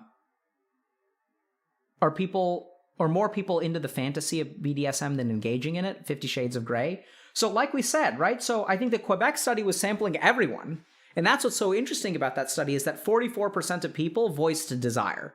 So I think it makes sense why 50 Shades of Grey like took off so much, right? Because there's like nearly half of the population is like interested in kinks in some way. And then the person was asking, are more people interested in engage in it?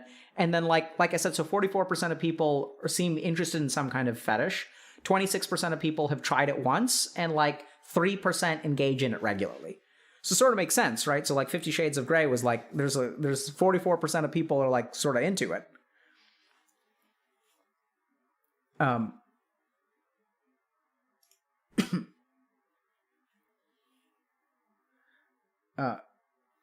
Yeah.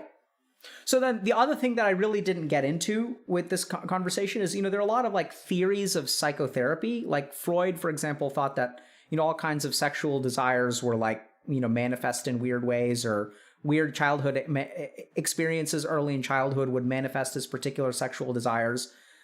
Sexuality and like Oedipal complexes and like erotic drives and all that kind of stuff, that's very well represented in psychodynamic theory.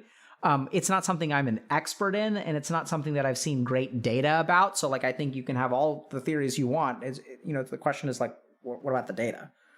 And so from a clinical perspective, I think those can be really useful. So I sometimes think that, a big part of Freud's emphasis on sexuality had more to do with Freud than it did with psychotherapy or psychoanalysis. Isn't Freud regarded as 99% wrong? I don't think that that's a fair way to regard Freud. I think what's happened, so Freud actually gets a bad rap. So here's what happened with Freud. The stuff that Freud was right about has become such a common part of thinking that we don't even credit it for him. So anytime that you use the word subconscious or you think about the subconscious as a concept, that's something that Freud should probably get credit for in terms of popularizing that idea. So what happened with Freud is like his major contributions, and the reason that people like respect him so much is because he's the first guy that really laid out the idea that we have a mind that has a conscious component and like a not conscious component. And that some of the things that you do consciously are driven by things that you're not aware of. That central concept, which has been revolutionary for the field of psychology. Like you think about, everything that we talk about, you think about like, so much stuff about subconscious. Why do we tilt? Oh, it's because subconsciously this. Like Freud gets some props for that, right? Because he's the one who really popularized that concept. And the other thing is that Freud was quite prolific. So I don't know, like percentage wise, I'd say that probably most of what he wrote is like not widely regarded. But the thing is, he really knocked one out of the park. Like he really like struck the jackpot once with a major concept that I think we've all sort of like internalized and accepted as a society.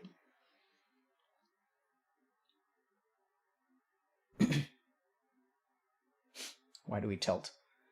We tilt. I'll tell you all why we tilt. We tilt because we have an expectation of what's going to happen in the game, and the game doesn't go the way that we expect. That's why we tilt. Okay. And then Tech Teller is asking, sorry for your ears, hopefully that didn't hurt. So Tech Teller is asking, Udana when? Udana now. All right, so we're going to do meditation chat.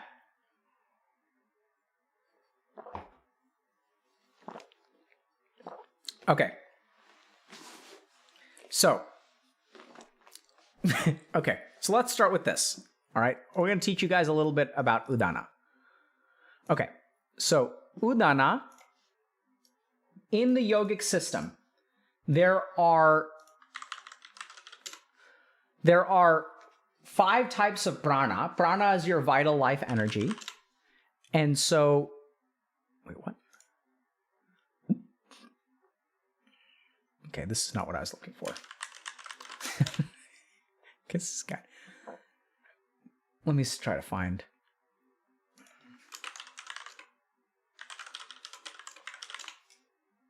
Try to find you guys. Damn it.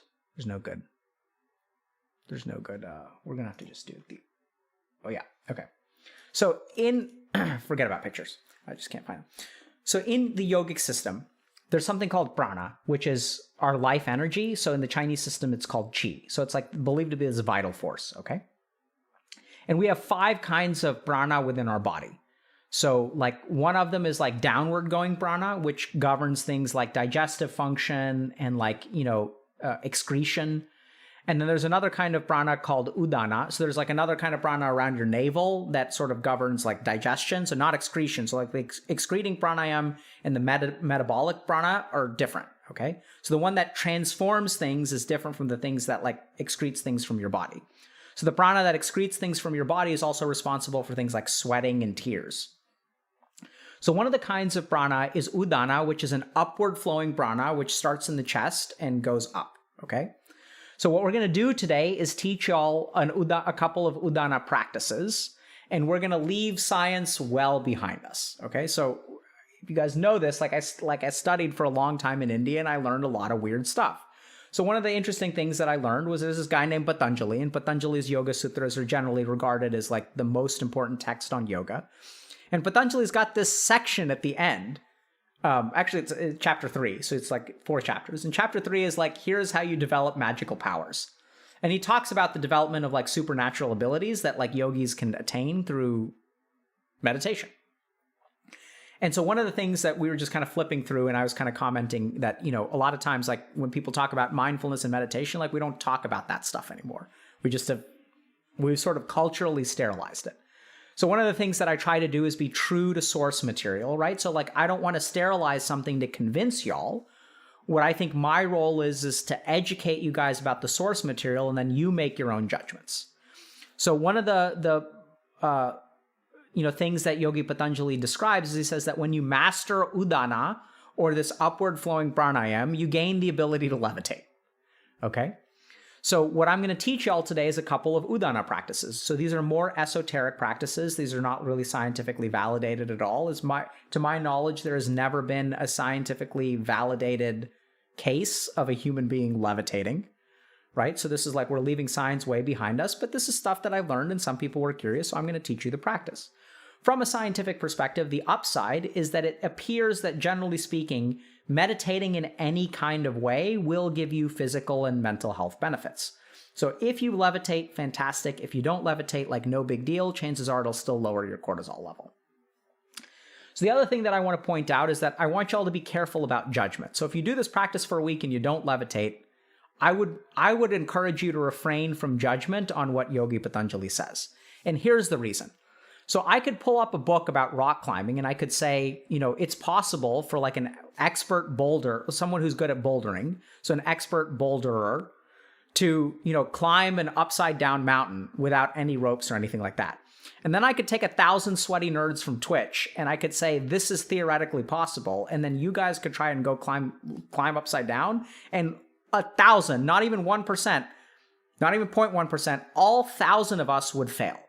So the key thing to remember about the development of siddhis or supernatural powers is that they happen at a late stage of yogic practice where usually people are practicing for decades, okay? So just because it doesn't work, I'd encourage you to, restrain from making a judgment even then. If you want to make a judgment just based on scientific realism and physics, by all means, judge away. If you want to say it's not physically or biologically possible for a human being to levitate, and that is ridiculous, I'm actually 100% behind you. But don't judge the practice due to your inexperience about doing it correctly, okay? So let's get into the practice. So the first thing I'm going to do, since we're going down the esoteric route and we're leaving science way behind us, what I'm going to do is I'm going to teach you guys a mudra. So a mudra is a hand sign. So you guys may have seen, people do this or like, this. This is Anjali mudra. So there are particular hand postures that you can do that will, create a particular kind of like prana energy. So that's the purpose of mudras. So if you guys look at Buddha, Buddha does this kind of mudra. This is the attitude, the fierce or terrifying attitude. This is called Bhairava mudra. You kind of put them down like this, but so there are different kinds of attitudes that are mudras, like hand signs, that are supposed to cultivate a particular kind of spiritual energy. So I'm going to teach you guys Udana mudra. So this is Udana mudra. You take 3 fingers and you kind of put your thumb in between, and then the pinky's like this. This is also the mudra that is used when you deliver the shocker in BDSM. And so this is Udana mudra, okay? So you can do this with both of your hands. So when you're doing the Udana practices, this is the hand sign that you should adopt, okay? So you can put it face up or face down, okay? Like you can put them out this way or upward. So that's Udana mudra. So when you're doing these practices, I encourage y'all to do Udana mudra. There's also other practices which we're not going to go into because they're a bit advanced. So there's bandhas. So bandhas are locks, so areas of contraction where you're diverting energy away from one part of your body to another part of your body, okay? So we're going to see clear bandhas, but if you want to do true Udana practice, you have to learn bandhas as well.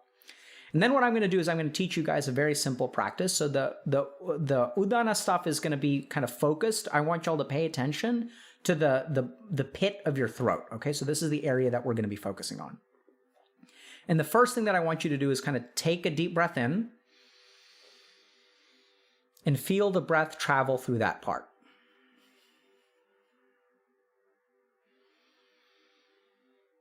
Just slowly breathe.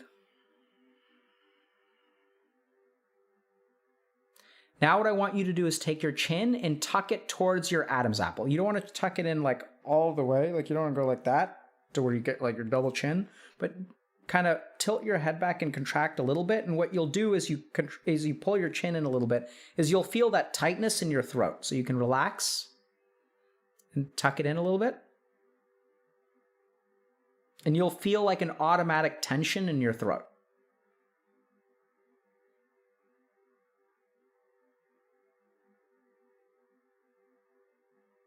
Okay, so we'll do that a third time.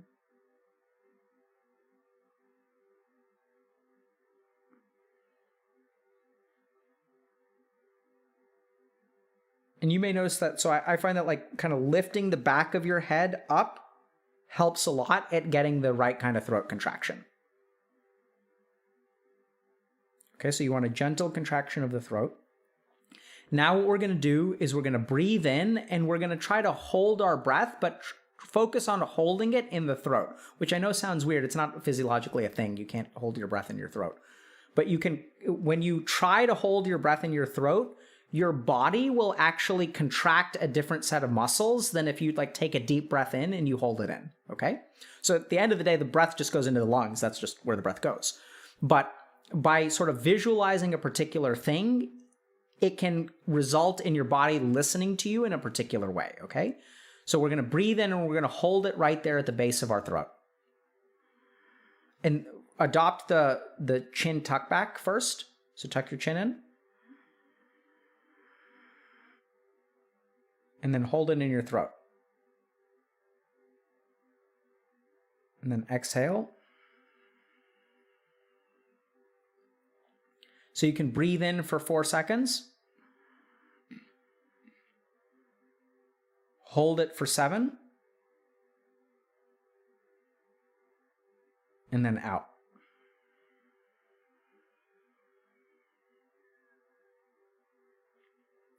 Okay, we'll try that again. So breathe in.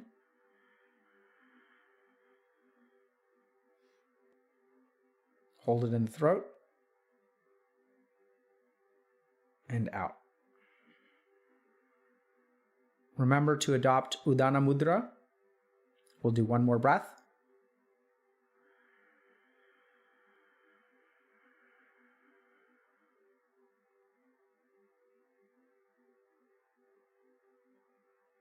And out.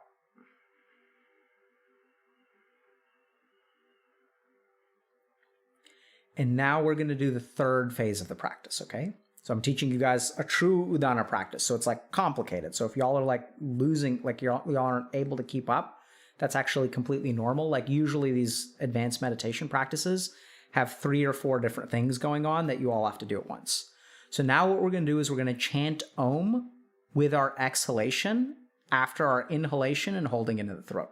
So we're going to adopt Udana Mudra. We're going to adopt our neck posture, tuck it into the Adam's apple. Then I'm going to breathe in for 4 seconds. I'm going to hold for 7, and I'm going to chant Om on the way out. And as you chant Om on the way out, we can do an Om as opposed to an Aum. We're going to just do Om, Om, Om, Om. As you do the Om, what I want y'all to focus on is the vibration in that part of your throat, okay? So step 1, Udana Mudra, okay? Step 2, put the chin into the throat. Step 3, breathe in and concentrate on the pit of your throat right here. Hold the breath in the throat. Step 4. And step 5, chant Om.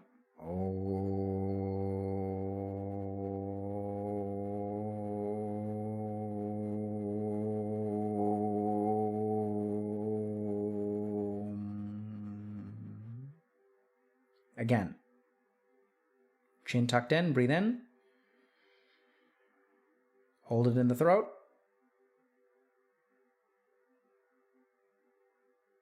And breathe, chant Om.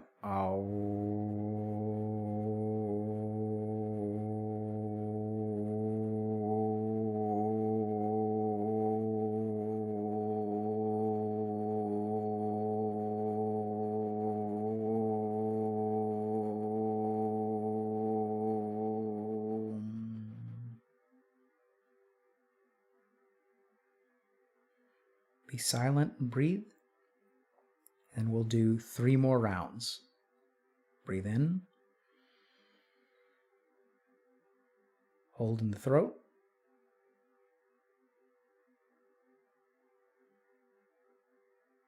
And Om.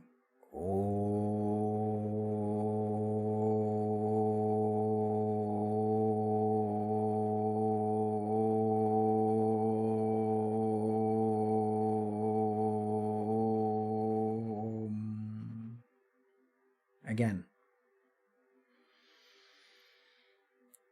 Breathe in. Hold it.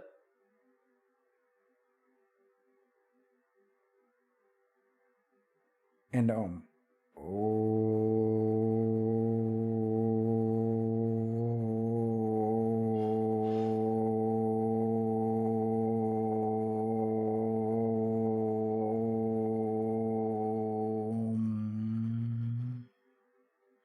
Last one. Breathe in. Hold it in the pit of the throat.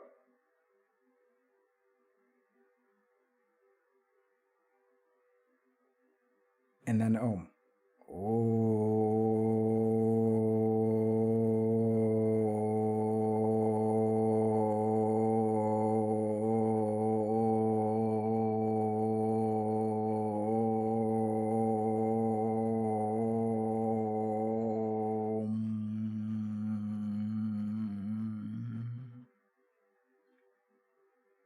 Now relax. Let your head relax, but maintain Udana Mudra with your fingers.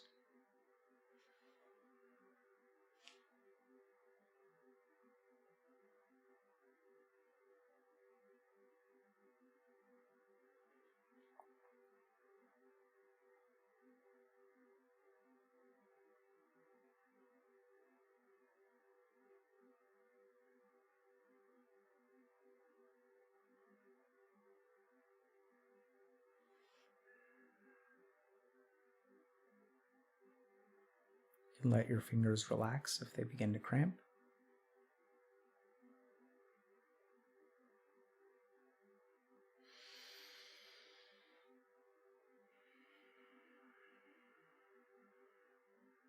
Now put your hands together in front of you in Namaste position or Anjali Mudra.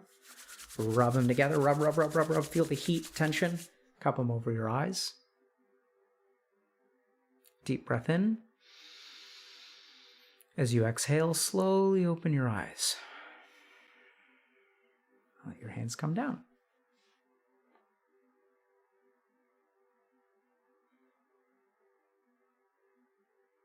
Oh crap, parent-teacher conference. Oh shit, who are we rating? I completely forgot. I have a parent-teacher conference. Okay. Quick chat, who are we rating? Otherwise I'm just gonna kill the stream and no one's gonna get the viewers. Quick, quick, quick, quick, quick. Quick. I'm late. I know I'm late. Are you done levitating? Yeah, yep. Okay, let's rate Sweet Anita.